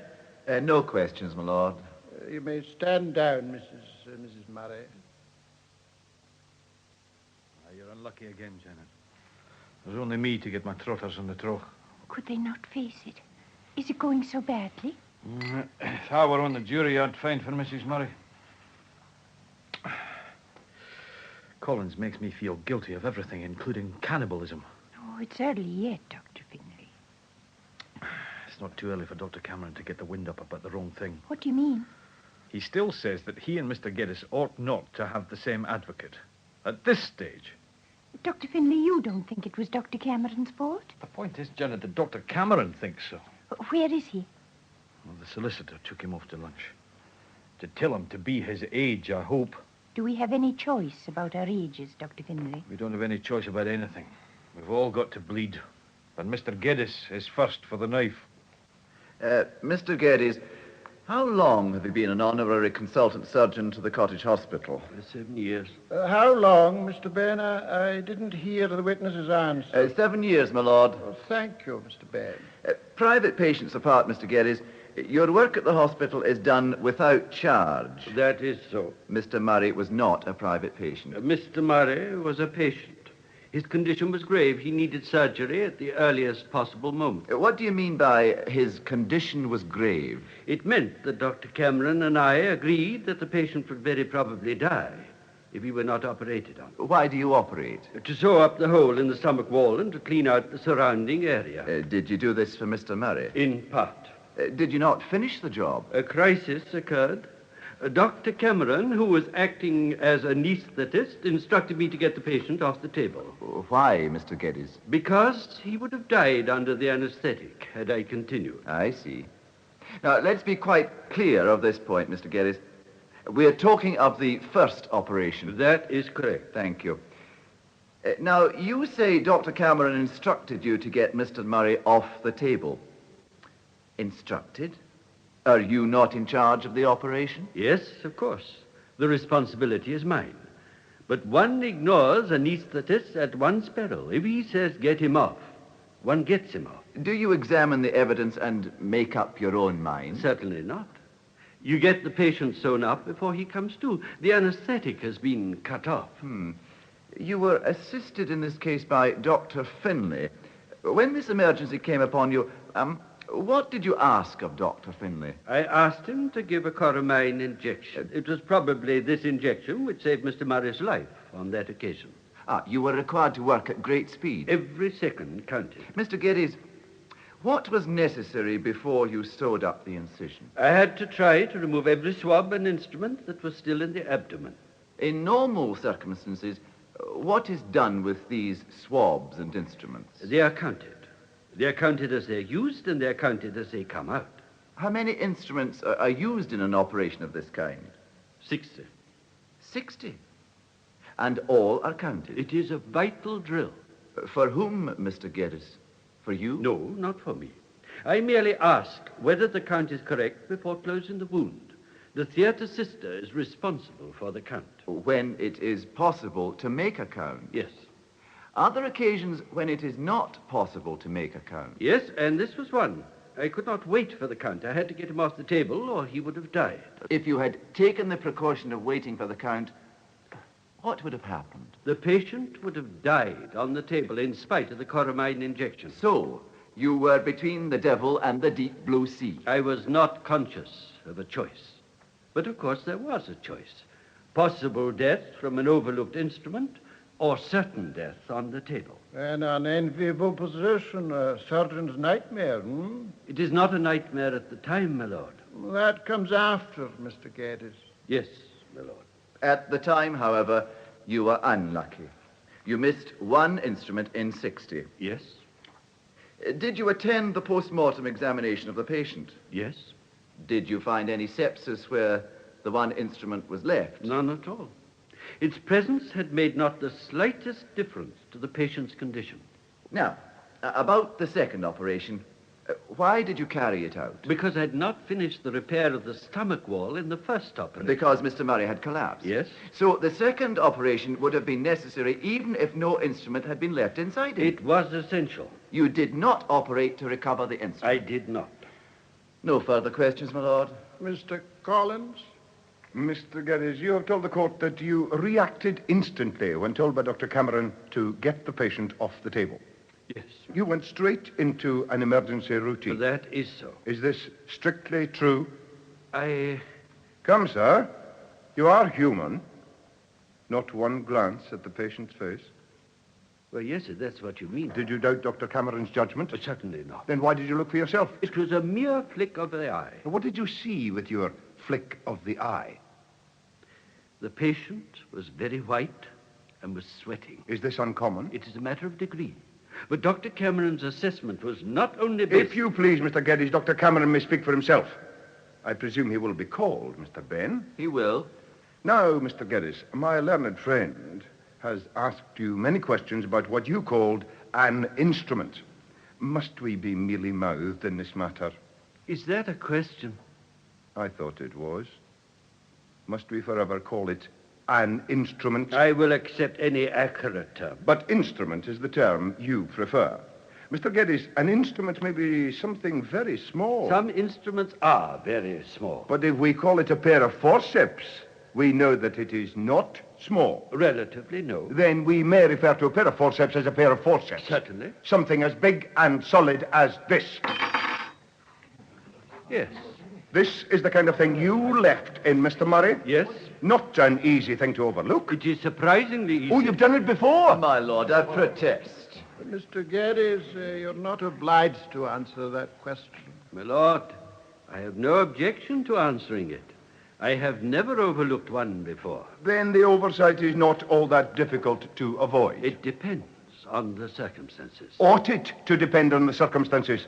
Oughtn't it to depend in all circumstances on the skill of the surgeon? There are limits to the skill of a surgeon. Are you telling the court that you're a surgeon of limited skill? Every surgeon's skill is limited. Then let us determine your limits, Mr. Geddes. You have told the court that a large number of instruments were used during the first operation on Mr. Murray. Yes. The number 60 was mentioned. Yes.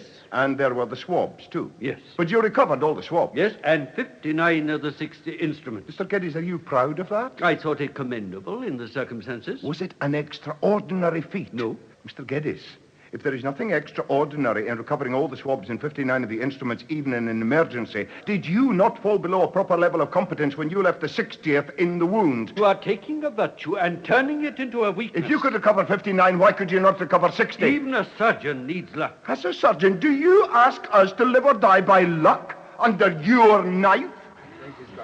What about his knife? This is murder. We are here to suffer it, but not in silence. Your turn will come.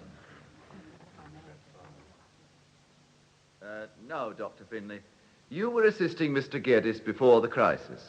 I was, Mr. Ben. Did you assist him during the crisis? Well, the nature of my task changed. Well, you were administering a coramine injection. Yes. Did you help Mr. Geddes remove the swabs and instruments from the abdomen? No, I had my hands full. No further questions, my lord? Mr. Collins, you attempted to inject coramine, Dr. Finlay? Attempted?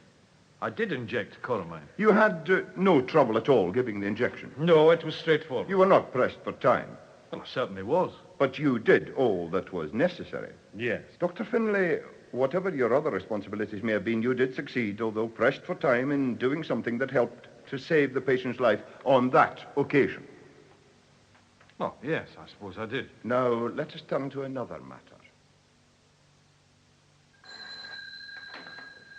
Arden House? Oh, Mrs. Bard, the Exchange has already been asked to put all our calls through to Dr. Snoddy. What? Did you call to discuss Mrs. Murray's case or Mr. Barr's backache? No doubt Dr. Cameron will be happy to discuss both with you when he comes back. Now, if you will kindly ring off, I can go to the court. Now, Dr. Finlay, cast your mind back to what has been called the crisis. You heard Dr. Cameron say, get him off the table. I did. Did you look at the patient? I looked at Dr. Cameron when he spoke. And then? Mr. Geddes spoke to me. He said, coramine injection. And then you looked at the patient? Now, when Mr. Geddes spoke, I looked at him. Then I turned away from the table. I didn't look at the patient at all. Then you don't know that he was collapsing? If Dr. Cameron says so, that's good enough for me. Are all your judgments based on loyalty? No. Experience. In this case, experience of Dr. Cameron. Your partner? Yeah. Senior partner? Yes. Thank you, Dr. Finlay. Mr. Baird? My lord, I submit that in Dr. Finley's case there is no evidence to go to the jury. I accept your submission, Mr. Baird. Dr. Finley will be dismissed from the action. Dr. Finley, you may stand down. My lord... Well? It's just that, Don't you want to be dismissed from the action, Dr. Finley? Oh, yes, I suppose so, but it's... Then stand down. Yes, my lord. Dr. Cameron. Repeat after me. I swear by Almighty God. I swear by Almighty God. And as I shall answer to God on the great day of judgment. As I shall answer to God on the great day of judgment. That I will tell the truth. I will tell the truth. The whole truth. And nothing. Good day, Constable. Good day, Miss Macpherson. Is this the right door? It is, for honest citizens. Well, I have no previous convictions, Constable. Well, just nip in quietly. Dr. Cameron's in the box now. I am an honorary physician, Mr. Bain. And how long have you held that post? For 19 years. Does this work involve the operating theatre? It does. In what capacity, Doctor? Sometimes as a surgeon. A relatively minor surgery most of the time, as an assistant to visiting consultants. And as an anaesthetist. How often do you act as an anaesthetist? I cannot be precise. Once or twice a month, perhaps. Over 19 years? Yes. Then, would you describe yourself as an expert anaesthetist? I think so. I think I may make that claim. Have you had any experience of cardiac collapse during surgical operations? I have. Have you at times expected it? There had been occasions when it was a possibility, a risk to be taken when surgery could not be avoided. And has it ever come as a complete surprise to you? Yes. Perhaps half a dozen times in 19 years. But surprise is not quite the right word. Collapse has occurred when the patient's condition did not suggest the possibility. The unexpected does not surprise you. One is prepared for anything. Nobody can possibly tell how anesthesia will affect a patient. Every patient is a law unto himself. Did you expect cardiac collapse in Mr. Murray's case? No, but I watched for it. What did you do when it came? I told the surgeon to get him off the table at once. I cut off the nitrous oxide. Why did you want him off the table? Because he would have died if anesthesia continued. What did your instruction imply to the surgeon? It meant leaving undone what he would normally do. It meant the exercise of great skill in the worst possible conditions. Mr. Geddes' reaction to my request was an extraordinary display of dexterity and speed. He would not say so, but I see it. Mr. Geddes accepted your instruction. Was that his duty? It was. Was it a matter in which he could make up his own mind? It was not. The decision was mine. He was obliged to accept it, whatever the consequences. The responsibility was yours? Yes, for the decision and all that followed. Now, Dr. Cameron, was it also your decision that Mrs. Murray should not be told about the forceps? It was. If I had told her, she could not have kept it from her husband. That would not have helped. I understand. And finally, Dr. Cameron, did you, as the anaesthetist, do anything you should not have done? I did not. And the patient did not die on the table? He did not. He survived, and in due course, he rallied. Thank you, Dr. Cameron. And in due course, Dr. Cameron, he died. Yes, Mr. Collins. After another operation. For the removal of a pair of forceps left behind during the first operation? No, sir. An operation to complete unfinished surgery. Dr. Cameron, if that operation in the stomach had been completed before the patient collapsed, it would not have been necessary to operate again. For that purpose, no. But it would have been necessary to operate again to remove a pair of forceps. You are making an hypothesis. I cannot discuss hypotheses. Isn't the cardiac collapse itself an hypothesis? Your question is not as clear as it might be. Oh, one does one's best. I will try again. Dr. Cameron, who decided that the patient's heart was giving out? I did. Does anyone but you claim to have seen signs of collapse? No. You alone saw the signs, if signs there were. For everyone else, Dr. Cameron, is it not hypothesis? I have had no one reject it. That is natural, is it not? It is proper. It was my duty to see. It was not theirs. Dr. Cameron, how old are you? I am 66. A time of life in which the faculties begin to fail? It is the price one pays for experience. Life, one hopes, maintains the balance. One hopes. Life has been known to tilt the balance unfairly. Yes. Otherwise, no one could say there is no fool like an old fool. Dr. Cameron, are you an old fool? If I am, my lord, my opinion is not worth having. But if my opinion is worth having, then I am not an old fool. I find Dr. Cameron is in full possession of his faculties, and I myself am not yet senile. Pray proceed, Mr. Collins, in the full vigor of your youth. Thank you, my lord. Dr. Cameron, will you tell the court why you thought the patient was collapsing? What did you see?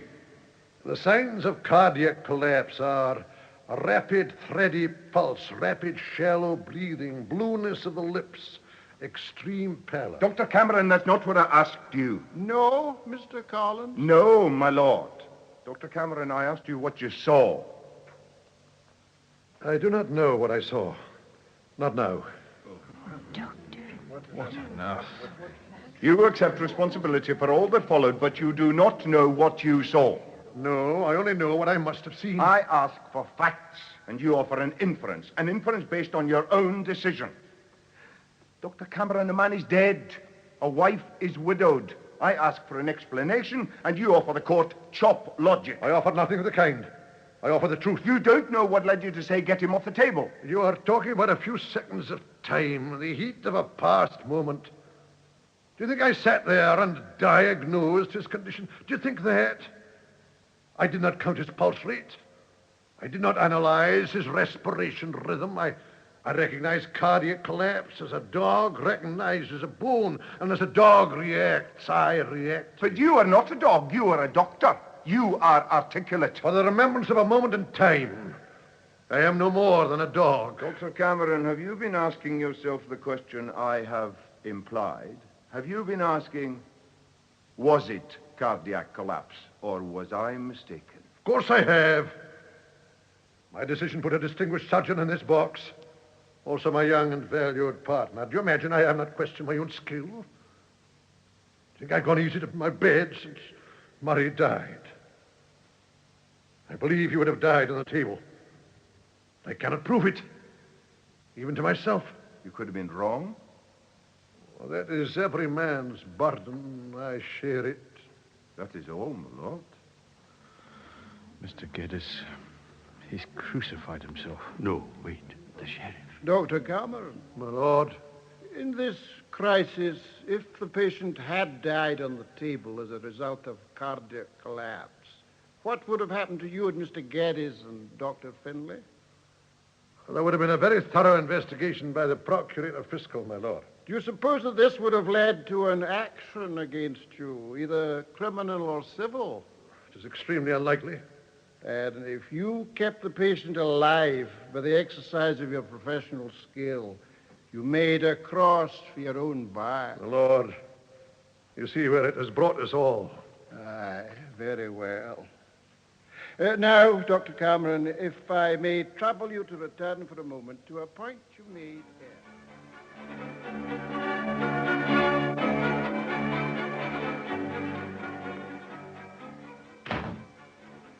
The tea is ready, Dr. Finlay. In the silver pot, I hope. The sheriff found for us. Oh, well, of course. Oh, I see. He found for us with the expenses. Naturally. Where is the doctor? You mean the doctor? I'm a doctor too, Janet. No, he hung on to have a word with Mr. Geddes. Well, Mr. Geddes would want to thank him properly, Dr. Finlay. I wouldn't know. He asked Dr. Cameron into that great hearse of a car. There they sat together. Two aging men. They knew that I didn't speak their language. Did you know? Yes, I did. I was out in the cold because I was young. Time will look after that. Here he is now. Will you have some tea, Dr. Cameron? No, thank you, Janet. Would you prefer a dram, Doctor? Dr. Cameron is taking surgery, but I'll have one. One moment. Dr. Finlay, I'd be grateful if you'd take surgery for me. Well, of course. If you're tired. I'm not in the least tired. No? No. Nevertheless, I'd be grateful if you'd take surgery for me. Dr. Cameron, you'll have to face them sometime. Face them? And after all, you did win. Do you suppose I am afraid to face them because my name is a byword? Well, there's no point in giving them a chance to put the knife in. You know what they're like. I do indeed. I knew them when you were wearing short trousers, if you've been breeched at all. As you say, we won, and they will congratulate me on getting away with it. But be assured, Dr. Finlay, that will not trouble me. Well, it'll madden me, so why don't you go in and relieve me of the burden, eh? What do you know of burdens? That they were made to be shared. Dr. Cameron, why aren't you honest with me and with yourself? What the devil do you mean? I've seen this growing since Murray died. Murray's dead and done with. Man, this house is haunted by Murray. Since he died, you've consulted me about your patients 3 times a week, every week. You exaggerate. It's the plain truth, Dr. Cameron. You should be flattered, Dr. Finlay. Why? It was obvious you only wanted reassurance. If I disagreed with your diagnosis, I never had cause, you'd have been shattered. It would take a great deal more than that to shatter me. Oh, it takes a dead man and a live advocate. Murray demoralized you. Collins finished the job. You're convinced that you're slipping. A brutal word, Dr. Finlay. All right. You no longer trust your own judgment. And there's no greater burden for any doctor. Haven't I cause? No, you have not. How old are you, Dr. Cameron? Think I haven't put that question to myself? Do you think I have not answered it? Too old. You were also asked if you were an old fool. Are you? I left it open. Well, I don't leave it open, Dr. Cameron. Dr. Finlay, What? please. Now, look here. How do you think Collins feels now? Off back to Edinburgh with his tail between his legs. No advocate wins all his cases. And no doctor saves all his patients. It's quite a different matter. Oh, is it? Well, let Collins lose 3 cases like this, 3 in a row, and he'll begin to look sideways at himself. But if he's not a fool, he knows that luck will run his way again. It's a matter of time, you see, not talent. He's got time, so have you. How much time have I? Oh, another 10 years as a doctor. But if you've lost confidence in your own judgment, Dr. Cameron, you'd better sell your share of the practice, or let me sell mine, because you're a dangerous passenger. How dare you? Janet, if I am wanted, I am in the surgery. That was very cruel, Dr. Finlay. Surgery without anesthetic. Aye, but it worked. Aye. It worked. Thank you. A cup of tea, Dr. Finlay.